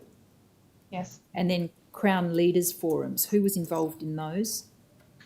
So they were the top 70 leaders from across the business. It didn't include the board, but the CEO, the direct reports of the CEO, and then a selection of additional people within the business. And a series of interviews it refers to, with whom? The interviews were with the board and some executive members. And what is an artefact review? Documents. Which ones? I cannot recall. Sorry. And then it says a workshop with Crown's Purpose Working Group. What is that working group and who belongs to it? So that was a working group established particularly for the development of the purpose and values. The members of it included some of the team reporting directly to the CEO and some additional members that formed part of the leadership group. The last paragraph of this letter contemplates the possibility that the draft ethical compass will need to be revised and finalised. Yes. Has it been revised and has it been finalised? I believe that it's been finalised. I don't believe any changes were made from what we put forward here. All right. Now, at page 0003, in the third paragraph, in addition to the purpose working group, there's a reference to the culture working group. Who are they and what do they do? Third paragraph. So the culture working group were more a group from the HR team or the people and culture team that were assigned to this project just to assist in sort of seeing it through. Right, now page 0005. This is just that diagram again that I showed you that was in your first report showing, it might have been modified a little bit, but it's essentially the same pathway. And as I understand it, you revise the statement of purpose and values, so you've got your new aspirational culture, and then you prepare the cultural change roadmap. Is that right? Yes. And the idea of the roadmap is it's a pathway to implement and embed the new purpose and values within the organisation. Is that right? And to address the gaps that were identified between the existing culture and the aspirational culture. Now, the roadmap in draft form is DTT.010.0007.0048. At 0001, this is provided to Crown on the same day as the ethical compass document that I just took you to. So were the two prepared in tandem? They were prepared over the same period of time, but the aspirational culture was articulated first, and then the roadmap prepared as well. Now, this is expressed to be a draft roadmap. Has it been revised since August? It will have been revised, but with minor modifications to it, some changes in timeline, etc. Once they understood the interdependencies with other activities a little bit more across the business. But I think substantively the activities within it remain the same. And has the roadmap been rendered in final form to Crown? No, not from Deloitte. And as It handed it over in effect as a living document. all right. Now, are you aware that Crown is actually implementing the roadmap in its current iteration? I have been informed that they are implementing it. As I mentioned, substantively within its current form, with some minor modifications here and there. Right. Now, in terms of the inputs into the roadmap, can I take you to page _0008 of this document, which sets out the design principles? Do I understand correctly from that left-hand side that that the roadmap is in part informed by the current state culture report? Yes. And then it says, moving to the right, one to the right, review of Royal Commission reports. Yes. What are you referring to there? Royal Commission reports might be not the correct language, but the ILGA inquiry. So we looked at what came through there, as well as some of the things that were coming through from the Melbourne inquiry at that point in time. So just looking for those aspects that related to behaviour or culture or being reported also in the news to try to make sure that those things that had been identified were being addressed. So you weren't actually looking at a report of a Royal Commission, but rather some of the evidence that was coming out of the Victorian Royal Commission? Yes, and of the ILGA inquiry as well, yes. And anything from this commission? If it was available, we would have been looking at it. I did have a team member go through quite thoroughly what was coming out, but I can't recall specifically which artefacts. Right. Now, the artefact review of 90 documents, is that still in the position where you can't recall what that comprised? Oh, it would have been those documents that we reviewed through the phase 1 report, for example. It would have been documents that had emerged since then that were relevant to it. But I can't recall specifically the full list, but it would have been taking into account all the different things that we've viewed through the course of the engagement. And then there's a series of interviews, forums and meetings to which you refer. If we go to page 0057, there's some further details given in relation to the interviews that were undertaken. And this was for the specific purpose of identifying whether there were any overlaps with the roadmap relative to what was already being undertaken on the ground. Is that the idea? That's correct. I'll ask you about the interview with Lonnie Bossy, which is in the third row. What is that T23 a reference to? So the T23 is a group of leaders that come together cross-functionally in Perth to work on strategic initiatives. So they've as a leadership group, they've identified a number of strategic initiatives. They then have cross-functional teams to work on them as a way to enable collaboration across the business. Right, if we go over to page 0058, the next page, it's said that that initiative should continue and modify. Modify in what way? So it should continue in that it was viewed as quite a strong initiative to enable collaboration across the business. I think we would be looking to modify it to reflect the new aspirational purpose and values and anything that may come out of that and out of the rest of the roadmap. So there may be some activities under there that they need to pivot in relation to that.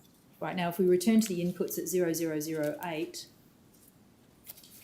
You'll see third from the right is a reference to consultation with Deloitte and to Crown SMEs. Yes. What does SME mean? A subject matter expert. So if you can give me an example.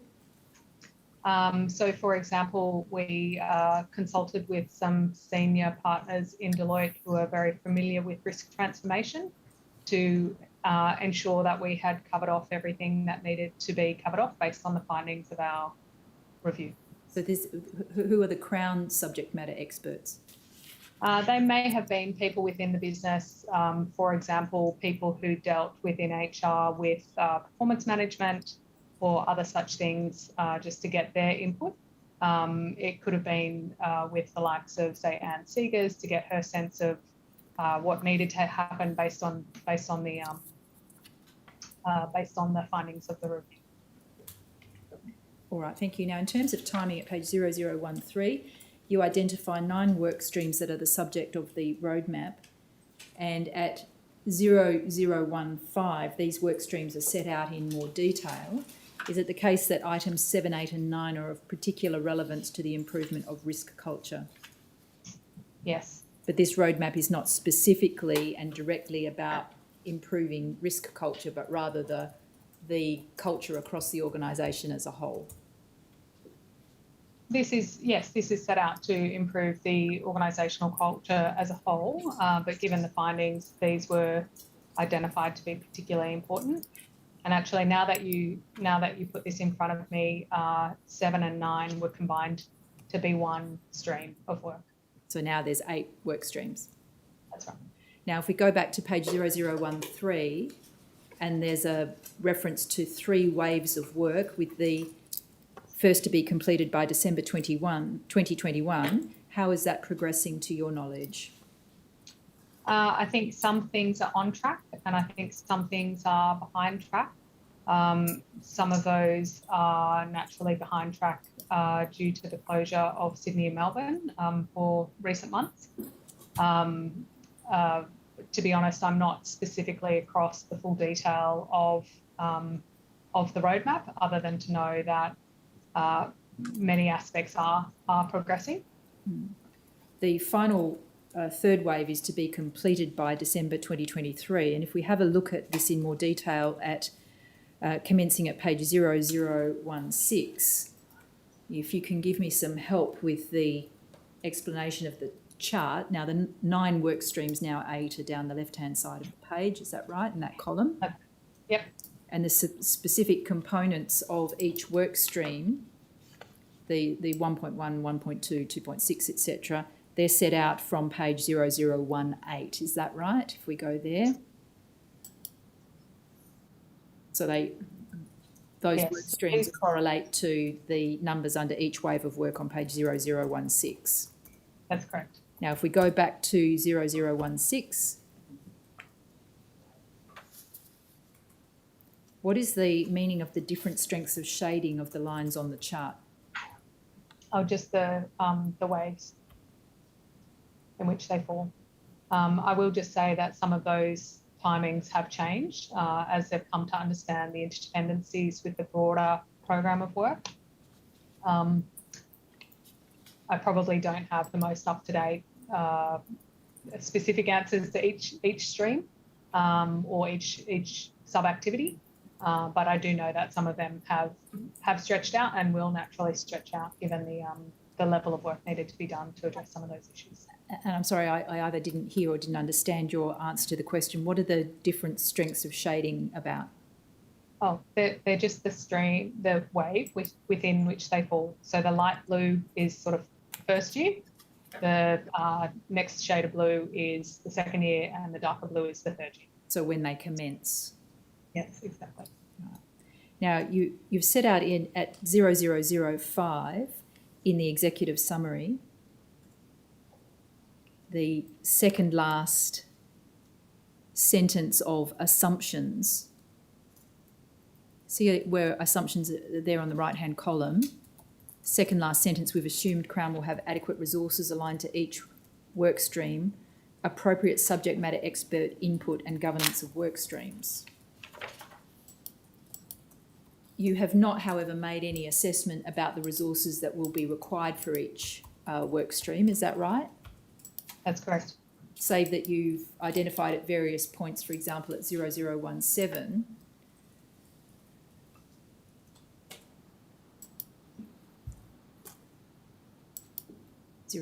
thank you.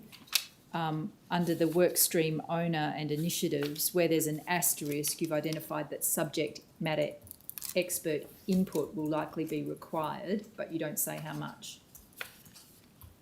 So this was, in many ways, this was co-created with Crown, and this was determined and agreed together that they would most likely require some assistance to engage those particular activities. Yeah, but there's nowhere do you identify or attempt to assess how much of that SME, as you call it, input is required.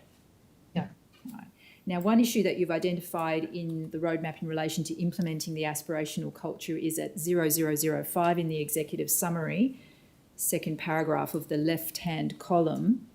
You're referring to the continuously volatile time for Crown, which includes COVID-19 as well as the various inquiries and leadership changes, and you identify that this leads to potential feelings of change fatigue. You say that those have been taken into account in considering the development and timing of this roadmap. Do you mean by that the 2.5 odd years you've allowed for the rollout of the plan that that is identified in the roadmap is longer than you might otherwise have allowed if those conditions didn't operate? That's a really great question. I think if I knew then that they were about to head into another 4 months of lockdown, we may have put even more time on it. I think in reality, as they've revisited the roadmap over recent months, some of those timeframes have pushed out, and it won't be 2.5 years. It may be more like 3 years, maybe even 4 years.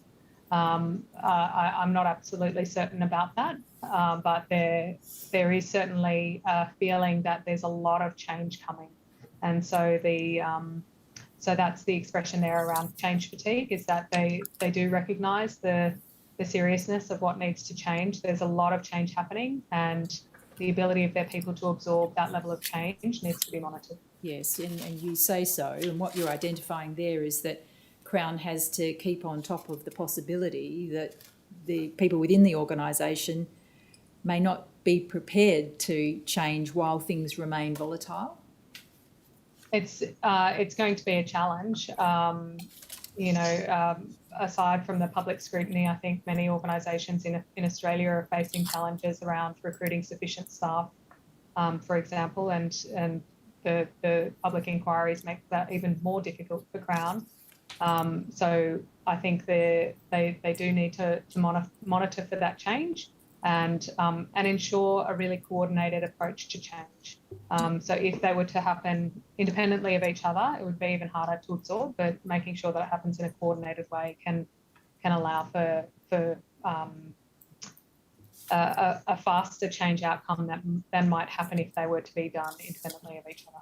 Do you think that there might have to be a period of stability to follow before meaningful cultural change can be effected within Crown? I think that sometimes instability in some ways can be good for change, because people will be moved into that new behaviour quicker. But I think there is certain types of stability that need to be in place for Crown, such as stability in their leadership group, to enable the change to be effective. Does the roadmap prioritise addressing the identified cultural weaknesses in relation to management? Yes. And how does it do that specifically? There is a stream that's specifically focused on the uplift of leadership capability across the executive right down to supervisors. In addition to that, the other mechanisms that support leaders to be able to be leaders, such as effective performance management, consequence management, and those sorts of things, good and effective risk and control systems, the ability to draw data from the business, all those sorts of things are all addressed, which I believe will help support managers to be better managers and leaders to be better leaders. Does the roadmap require the introduction of new technology at Crown? It is asking new technology to be put in place in relation to the risk management. So at the moment, line 1 isn't able to effectively draw data from the system to understand and test whether their controls are working. So it is asking for better technology to be put in place in relation to that. Now, I think as you've already alluded to in your evidence, you were given tasks after the preparation of the draft roadmap and after phase 4 had been completed to do further things in relation to culture at Crown. If we go to your engagement letter of 24 August 2021, DTT 01000900003, just to understand the scope of that engagement, the second paragraph of the letter, finalising the framework for cultural measurement is 1, and then it says socialising the Crown Culture Review current state assessment. What do you mean by that? So we participated in meetings with their bot, so their leadership teams in Melbourne and Perth to explain the current state findings. We also assisted in preparing some materials to deliver those findings to the broader business as well, to feed back to those who had taken the time to respond to the survey or participate in focus groups what had been heard. What does determining your culture transformation governance mean? Really, it's looking at the change program, how it's going to be governed and managed within the business, who's going to take ownership of it, who's going to be accountable for it, how it's going to be managed, and that change delivered. And do you know if that that has been determined yet? I believe so. I think ultimately Steve McCann is taking responsibility. Day to day, Tony Weston is managing the transformation. He's supported by a team that are delivering on that transformation from the cultural perspective. From the culture perspective, and then the risk team are delivering on the risk transformation components, and the policy uplift program is being delivered by Steve Blackburn and his team.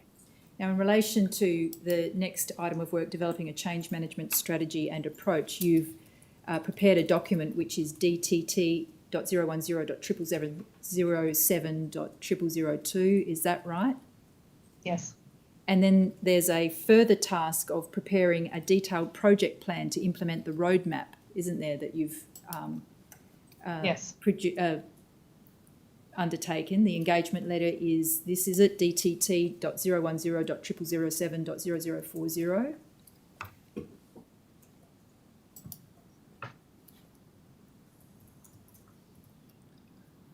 Yes.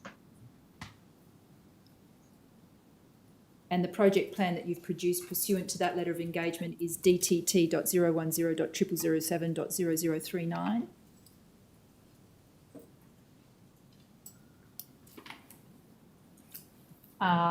No. It's an Excel sheet. If we just go to the next page. Yes. That's it. Yes. And it goes on. Yes. Does your role extend beyond producing this project plan to being directly involved in guiding and implementing the change program? At this point in time, we are having conversations, but we haven't yet been engaged to conduct any work. Right. Do you have any current role? Does Deloitte have any current role in relation to culture issues at Crown as we speak? No, we don't. We haven't been engaged to do anything currently. All right. Thank you. I have nothing further, Commissioner. Thank you. Are there any applications? If I could just ask a couple of questions, Commissioner. Yes, Mr. Evans. Ms. Whittaker, my name is Evans. I appear for the Gaming and Wagering Commission. Can I just ask you one or two questions about the methodology in the report that you adopted, just so I can understand, for the assistance of the Commission, the level of confidence the Commission can place in the conclusions reached? Sure. Now, in relation to the survey, I understand that fundamentally the report that you've produced on the current state of culture is a report which is based upon a survey which is undertaken of Crown employees. Is that correct? Survey plus other data collection methods. But the actual statistical tables, including the heat map in the supplementary report, are fundamentally a result of the survey activity which is undertaken. The heat maps are a result of the survey, yes. Thank you. Now, as I understand that survey methodology, if I can take you to CRW.701.004.9451,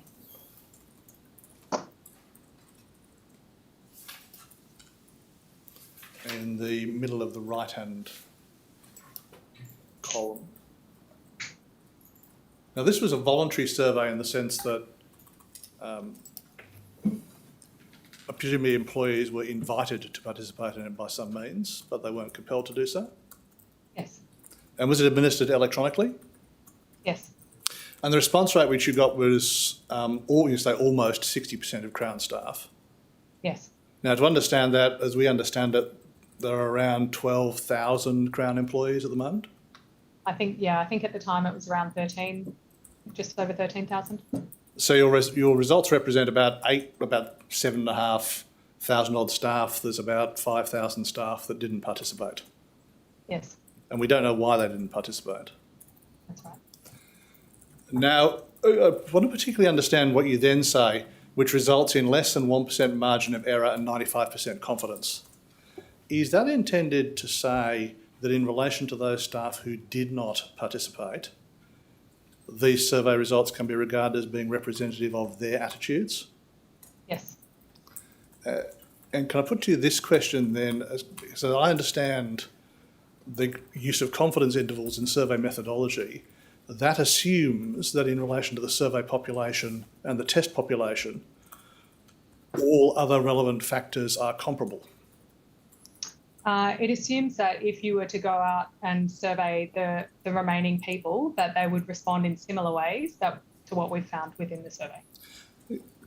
Now, the difficulty with that, in that extrapolation in this case, isn't it, is that those 5,000 people have, for reasons which are unknown, decided not to participate. That is true. And therefore there is a risk that this survey is affected by a selection bias, a self-selection bias, in relation That to is the true. population. I mean, the statistical methods have come through research of getting that confidence, but that is true. They may have chosen reasons not to participate that are unknown. Yeah. Well, can I identify one possible reason not to participate? Can I take you to DTT 0.010.007.0063_0009? Now, this is simply one instance that caught my eye in the Perth focus group activities. And if I can take you down to hypothesis speak up in the middle of that page. Now, this is a member of the security team in Perth, who we don't know. But under the fourth bullet point... I'm sorry, can I just interrupt? Given that these are the direct responses from employees, can we have the material confined to just... Yes, just on the in-room screens, please. The bullet point is this: is there a fear of consequences if nothing was to happen? Of course, it's why people refuse to do the survey. What if they find out it was me? And that's only one instance, obviously. But can I put this proposition to you? There are likely to be more reasons on the negative side for not responding to a survey than on the positive side. Well, I think that's an assumption that you're making. There will be a proportion of the population that feel that way, but there'll be a proportion of the population who just couldn't be bothered opening the email, who, feel in other ways, didn't get around to it, weren't on a shift that week, etc., that didn't respond to it for different reasons. Obviously, I understand that, but the proposition I'm putting to you is that for those people who made a decision, an affirmative decision, not to respond, the reason for them doing so is more likely to be, shall we say, motivated by negative considerations than positive.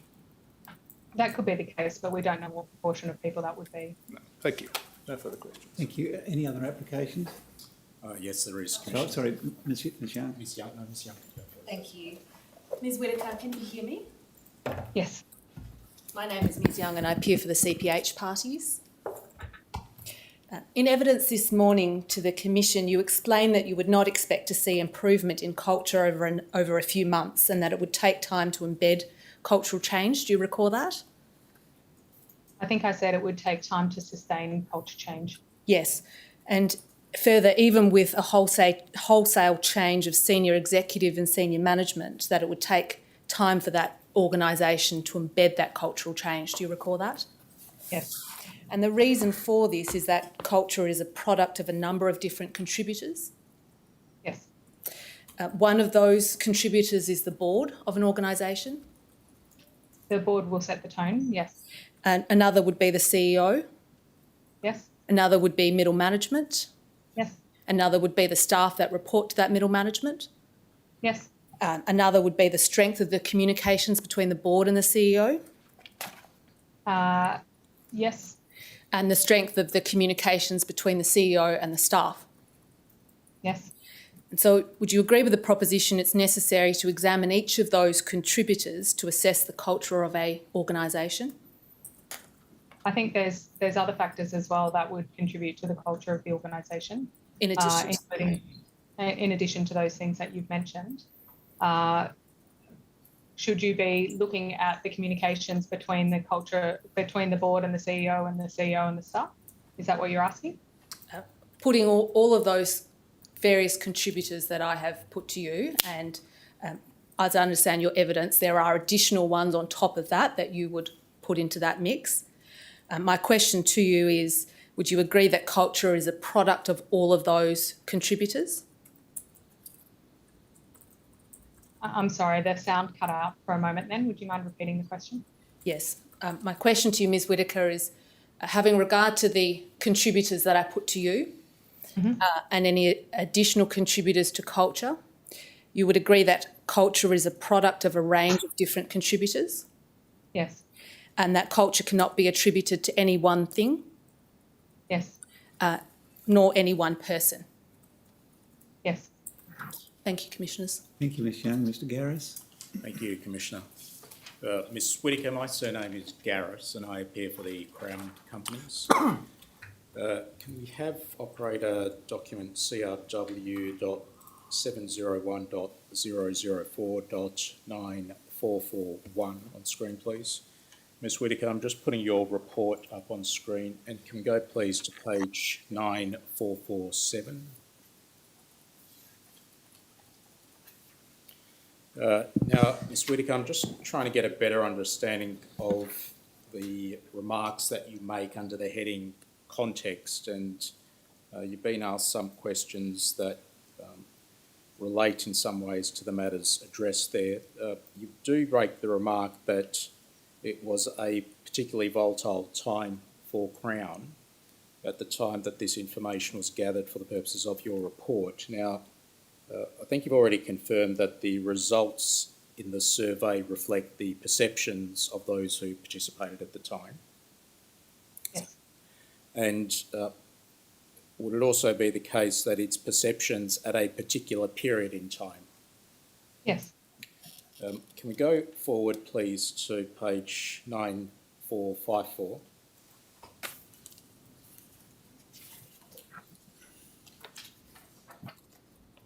So, and I think Ms Cahill took you to this, but specifically the survey results, or the survey was open between mid-April to mid-May. Is that correct? Yes. And that was just a matter of weeks after the Bergen report had been released and several executives and board departures? Yes. It was also after both the Victorian Royal Commission and the Perth Royal Commission had been announced? Yes. Can I suggest that in addition to the significant factors that you listed under that heading context, and those were, just to remind you, COVID, the lockdown and staff shortages, public scrutiny involving inquiries and royal commissions, change in leadership at board and executive level, and potential takeover bids by other organisations. An additional significant factor I'd suggest is the adverse media reporting going on at the time. Yes. And that was almost daily across numerous outlets. Yes, it certainly in the lead up to it, possibly during it. And would another significant factor be the mindset of employees who at that time were, in many instances, stood down and on job seeker or reduced income? Yes. They would likely have been feeling stress and uncertainty about their own job security. Yes. Morale was likely very low. Yes. And is it correct then that you say that these several significant factors may have influenced how the staff responded to those surveys? Yes. Is it likely that those factors may have actually influenced the staff responses or a proportion of them? They certainly influenced the conversations that we were having in focus groups. Thank you. And so just to understand really what you're getting at in terms of your remarks about context, is it, or is one interpretation that the survey results may not be an accurate reflection of the culture, certainly normal times and operations? I think any culture review is a point in time assessment. You'd want to look at multiple culture reviews over a period of time to get a sense of actually what the culture is. And to the extent that the particular surveys that were conducted during this particular period in time, with all these very significant negative factors, is it the case that the survey results may have been skewed in an overly negative way? It may be the case, but I wouldn't be able to prove it either way. Thank you. Now, Ms Cahill took you to Ms Azardan's report. You're aware, I take it, that the nature of Ms Azardan's instructions were to provide comments and observations on your reports. Yes. Were you asked by the solicitors assisting this commission to respond to Ms Arden's report separately to the questions you've received this morning? Sorry, no, not by the commission, no. Thank you. Now, during the course of questioning, Ms Cahill took you to what Ms Azardan identified as high priority factors for Crown to address. She listed those as being, and I'll just remind you rather than take you to the report, management, senior leadership, policies, processes and procedures as one composite phrase, risk appetite and communication. Do you recall those parts of the report that Ms Cahill took you to? Yes. Can I bring up document CRW.700.100.5458? What I'm bringing up, Ms Whittaker, is just a communication from Mr Weston to yourself back on 7 September 2021. You recall that Ms Cahill took you to correspondence that you received from Mr Weston, or correspondence between yourself and Mr Weston on 13 August 2021, which was a discussion about the roadmap. Can I take it from this communication that there were subsequent communications where work was done in relation to the development of that roadmap with your input as well? It would have been, it wasn't done as formally as part of an engagement, just a conversation as a good consultant participates with their client in from time to time. Thank you. But it was specific, I'll just direct your attention to the subject line. It was specifically about the culture roadmap. Yeah. And Or it's in relation to the reform program as per the ILGA inquiry. And just halfway down the email, you'll see that Mr Weston is referring to a meeting tomorrow, and indicates in the second last paragraph that you would also be joining the call. Yes. Do you recall having that discussion?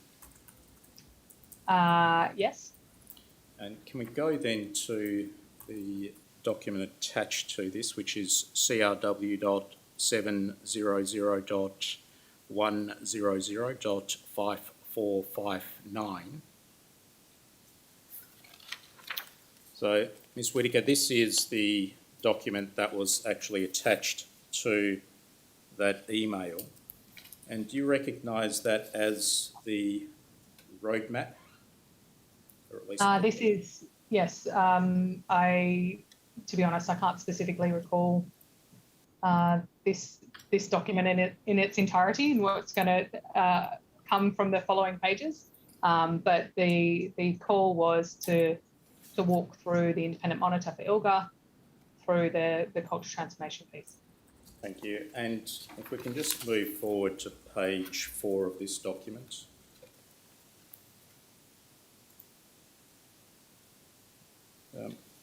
Do you recall the content of the page currently in front of you?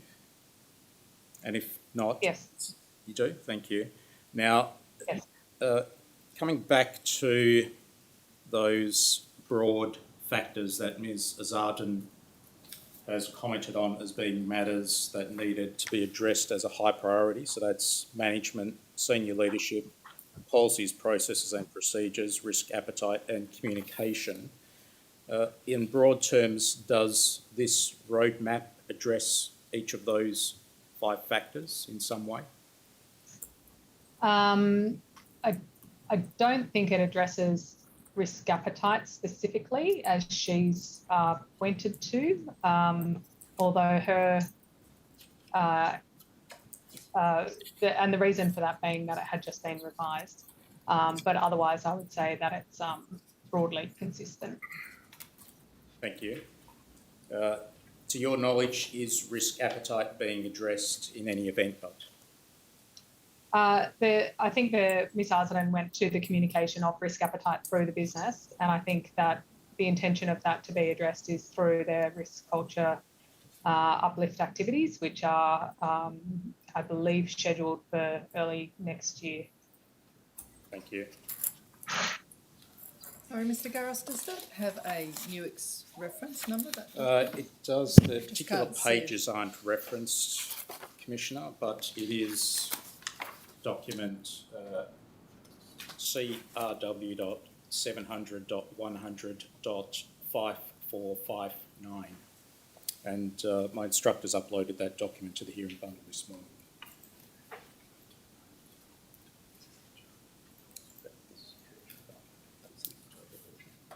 Thank you. Sorry, just a moment, Commissioner.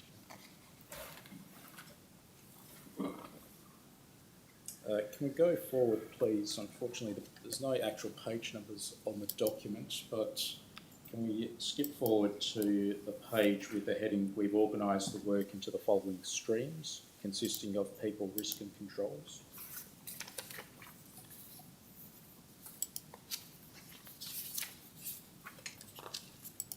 Thank you. Ms. Whittaker, can I just direct your attention to the second last band, accountability, risk and controls? Yes. There are references within that row to risk appetite indeed, risk appetite monitoring model in operation, that's the third line down, 6.3. So based on the information within this page, does the roadmap appear to address risk appetite as well? Yes. Thank you. I just have some remaining questions about the volume of the material that was generated during the survey and the collection of information for purposes of your report. Are you able to indicate how much material was actually generated that was then reviewed? So we had 7,500 responses to the survey.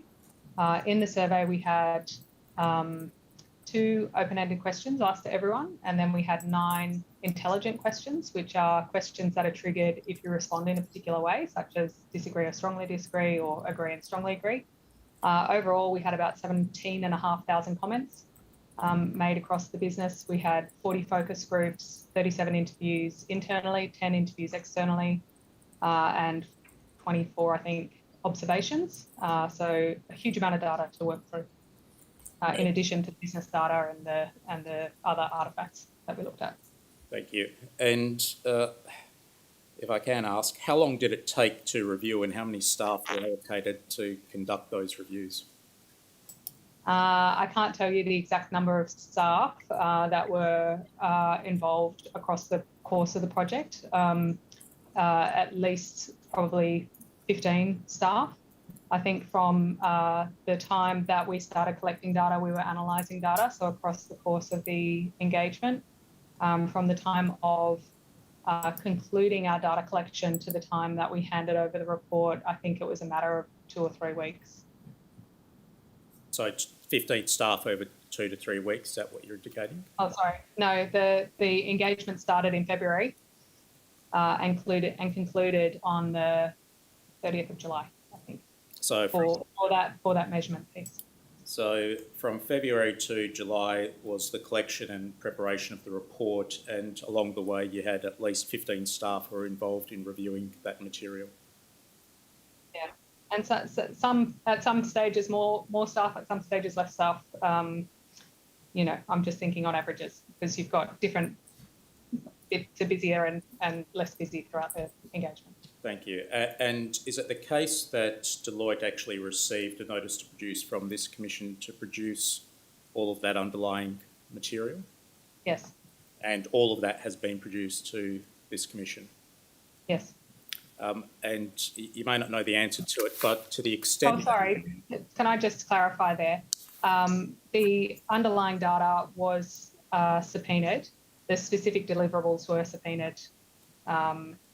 So that's all been provided. Thank you. To the extent you're able to do so, in Ms. Azardan's report, she at least lists material that was provided to her and then separately identifies the material she actually considered. From the descriptions in that report, and if you don't know the answer to this, that's fine, say so, does it appear as though Ms. Azardan had the entirety of the material that Deloitte produced to the Commission? She didn't consider, from what I could read, the roadmap or the change strategy, and nor was she asked to consider it. And she didn't consider the phase 1 report, and nor was she asked to consider it. So they were probably the outstanding things. I think if you read the report, it talks to that she made the assessment that our analysis was kind of true and correct, and didn't seek to go into the detail of every interview or focus group. For example, we'd provided summaries of them, and she trusted that they were true and correct and used them to interpret her findings. Thank you. No further questions. Thank you, Mr. Garris. Are there any other applications? Thank you. In respect of that last document that Mr. Garros took you to, which is 5.5459, Culture Transformation Executive Summary, and the covering letter, which is 5458 to that. Could you just give me a bit more detail as to what the meeting was that related to? It says it's to attractor@values.com.au. It refers to a presentation to that. So Attractor Lagan has been contracted by Kroll to be the independent monitor in relation to culture on behalf of the ILGA, if that makes sense. Or Kroll is the independent monitor. They've contracted Attractor Lagan to look at the cultural aspects of it specifically. And So this was a presentation to that organisation. So this was a presentation to Attractor on behalf of Kroll to go through as part of the Crown's response to ILGA and their reform agenda, to go through their plans in relation to culture reform. And the presentation itself, that contained some information that had been provided in Deloitte's reports to Crown, is that right? Yes, so Crown had taken our roadmap and change strategy and interpreted parts of those to prepare that executive summary. And had you been consulted, or Deloitte's been consulted on the executive summary as a whole before it was presented, or not? Oh, I can't recall. And the executive summary referred not only to the Sydney Casino, but also more generally to culture at Crown as a group, is that right? I believe so. Well, you were there and you've seen it. Yes. Yes, it refers to the full transformation roadmap, which would have impact on Sydney. So it wasn't in relation to Perth, for example, particularly. Some of the activities that they will roll out will give effect to Perth. The fact that they've got new purpose and values, for example, which is part of the rollout of the roadmap, will affect Perth, but it will also affect Sydney. I don't believe or recall it having any specific orientation to Sydney, to be honest. It was more the broad culture transformation piece. Thank you. Now, moving on to a different topic, in respect of the culture survey, in which business group are the RSG staff responses represented? To be honest, I'm not sure. I'm not sure. I would have thought food and beverage, but I'm not 100% certain of that. I'm sorry, responsible service gaming. Sorry, I'm not 100% sure, but I would assume in the gaming part of the business, but I'm not certain. So, do you know why they were not regarded as a separate business unit for the survey? I don't know. Then I've got some questions in respect to benchmarking, and please understand that I am an absolute novice when it comes to your area of expertise. So in respect to, say, a cultural survey of this nature, which attempts to identify the staff's perception as to whether a business is meeting its values, in determining whether they are or they are not, that is the business, not they, whether the business is or is not meeting those values, is there an objective standard, or does every business have a subjective view as to whether the results indicate that they are meeting their values? I think it would be very difficult to, one would argue that the measurement that we've undertaken is, through the literature, regarded as an objective way of measuring. But culture by its very nature, consisting of the behaviours of the organisation, those things that are espoused by the organisation as being important, the values, consisting of the mindsets and beliefs that underpin it, are going to be subjective in nature from that point of view. So it is the experience of the people that you're trying to gather collectively to try to understand and give meaning to the culture that is experienced within the organisation. So can I point you to a number like you would in a financial spreadsheet? No. Are people trying to do that? Yes, through technology and other things. But even those look to, if you could gather all the data from within the business through scouring emails and looking at facial recognition and all those sorts of things, they're still related to the perceptions that people hold, the sentiment that they hold, the mindsets are a little bit trickier to get to when thinking about those things, but it's the mindsets that once you understand the mindset that you can then pull the lever for change, if that makes sense.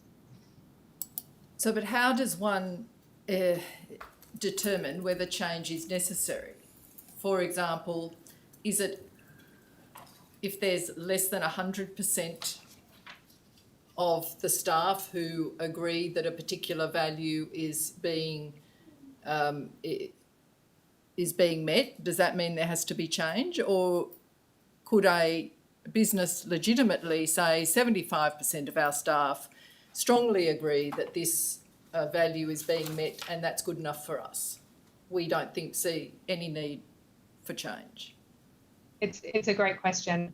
There's some evidence to show that if everybody's too agreeable, that may also be problematic within an organisation. If everyone's at 100%, it may mean that they're not actually feeling safe to speak up about what is true within the organisation. Is there a perfect number to get to? Probably not. I think it's there to give dialogue, right? To enable a dialogue about what is the right number to get to. And this is why we don't just stick with the survey, but we actually bring in the other forms of data collection to try to get that understanding through. And then it's a conversation with the executive and the board to talk about what does need to come about from a change perspective. So that actually leads on to my next area of questioning, and that is measuring the impact of the strategies that are being put in place or are going to be put in place to affect change. So if we accept that there are going to be such strategies, how will it be measured whether those strategies are successful or not? So there's two ways in which we've recommended they measure change and the success of the change impact. First of all is to conduct another regular culture surveys or culture assessments as per the one that we've undertaken. The second one is to use social impact methodology to really think through what their assumptions around change are. So how does change actually come about? What are the things that they're expecting to see, and to map that out quite clearly with the interventions that they're rolling out, and then to collect the data and test as they're going through to assess whether the change that they're expecting is actually the change that they're observing. And that provides a great way to pivot if it's not working as you would expect throughout, but it's really about unpicking those assumptions around change. So in that process of determining what a business's expectations are as to change, is it part of that process for the board to sit down and say, well, say just a random example, 60% of the business believes we are meeting this particular value in the culture survey. We want in 2 years' time for that figure to be 80%. And to benchmark it on that basis, to benchmark success on that basis? They could. What I would recommend is looking actually to the impacts that you're wanting within the business as well. So on the business outcomes, for example. So, and sometimes you'll see perverse things happen. So if you increase, for example, your approach to, say let's use AML as the example. If you want to see AML better looked after within the business, you may expect to see more reporting of AML initially following some training. Does it mean that AML is occurring more, issues are occurring more, or does it mean that there's a heightened awareness of it and therefore we're seeing more reporting of it, which is actually a good thing? So setting targets about where you want to see the the value. I think it's better to look at the business outcomes that you're anticipating and following that pathway through of if we do this, then what will happen to the business outcomes? Are we seeing the business outcomes that we expect to see? What do we need to shift or change in order to get those business outcomes, whether they're in relation to risk or customer service or financial outcomes or social license outcomes, just thinking those things through. Thank you. And the last matter I wanted to ask you about was Perth results as compared to the group results. What were the key differences between the results in the culture survey for the Perth casino as opposed to the group as a whole? So in terms of those, we looked at the differences that are statistically significant. And to be honest, there wasn't a huge amount of difference between the group and Perth. And I suppose keeping in mind that the mean of it relates to, you know, where it fell across its averages. There was a proportionately higher number of people respond in Melbourne. So the mean is almost Melbourne. And there wasn't a whole lot fall out of Perth that was substantively different to the mean. They were perhaps slightly more negative in their sentiment, slightly, but whether that's statistically significant, I think we'd need to go back and test. There was lower sentiment, as has already been discussed, in surveillance. There was some higher sentiment, as is discussed in VIP and gaming. And sorry, that's sort of what I'm recollecting at the moment. Do I gather then from your summary that the results weren't so different that they resulted in any particular strategy unique to the Perth casino to be placed into the roadmap?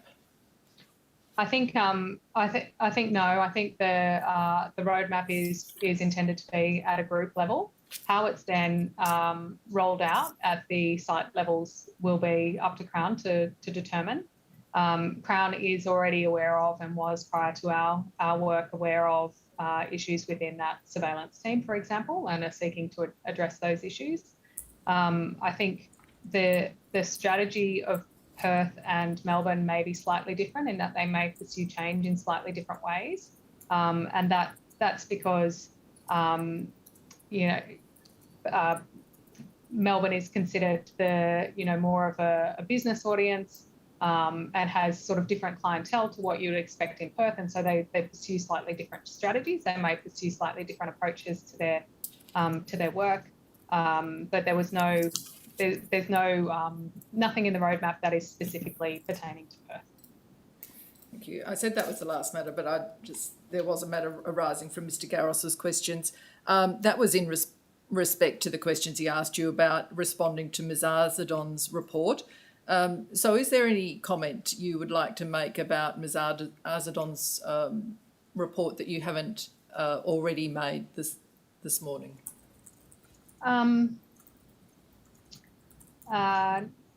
No. And I noticed in answer to Mr. Garros, you specifically said that the PCRC hadn't asked you to comment on Ms. Arzadon's report.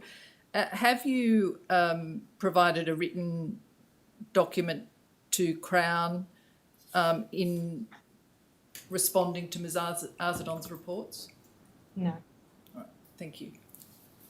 Thank you. Ms. Whittaker, I've only got one question, and it's about the roadmap. And if we could bring that up as DTT.010.007.0048, and the particular part that I want to ask you about is that underscore 0012.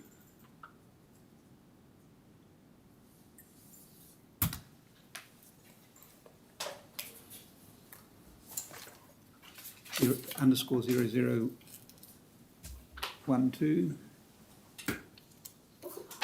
what I'm interested in is the barriers. Now, what I want to understand is you've listed in the top part above mitigations certain things that I think are seen as barriers, but are they actual identified incidents or issues in relation to Crown that could be a barrier to what you've referred to as sustainable change, or are they things that need to be avoided? So these are stemming from the findings of the current state assessment, things that we feel would create a barrier to effective change that they need to be aware of to overcome to ensure that the change is sustained. Well, do I understand you to be saying that as a result of the research and the surveys and the work that you've done, that if you take silo nature as an example, it is something that is extant in Crown that might create a barrier? Yes. And the one that's not quite clear to me is the second one, clear accountability. Is that something that was seen from the results of the research and survey as being an identifiable issue? Actually, you're correct in that assertion. In that, I don't think that was a finding of our work. It's the assertion that if accountabilities aren't clear in terms of the ongoing change, then that will be a barrier.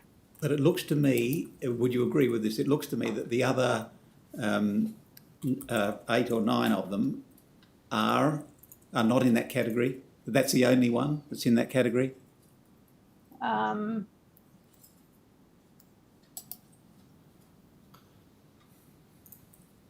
So the scale of the transformation is not a finding of our work. It just is that there is quite a significant transformation underway, and so that may make it difficult. So I suppose what I meant was this isn't like a list that we use for every client. These are specific to Crown, the things that we think will be make it difficult for Crown to create change within their organisation, whether they're a finding specifically or just an insight that we have from all the work that we've done there. And as I mentioned, this was a kind of co-created piece of work. So they would have had input into what these are that they need to be mindful of as they create the change. And I don't know whether you can answer this, but are there any one or two of those that you would, from your work, that you would regard as a more significant risk, if you call a barrier a risk, than others?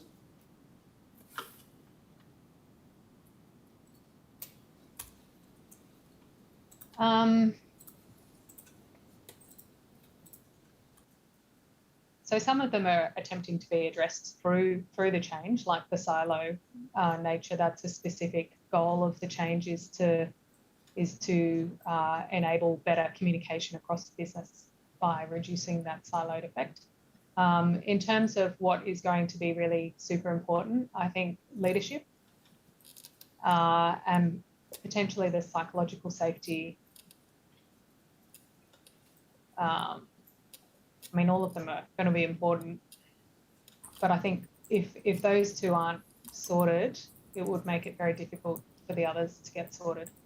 All right. Thank you, Ms. Whittaker. Anything rising, Ms. Kane? Mr. Harris, would you like to re-examine? No, nothing from me, Commissioner. Thank you. All right. Was a summons issued to Ms. Whittaker? Yes, it was. Ms. Whittaker, thank you very much for giving us your time. Your evidence has been very helpful to us. Thank you very much. You have our gratitude.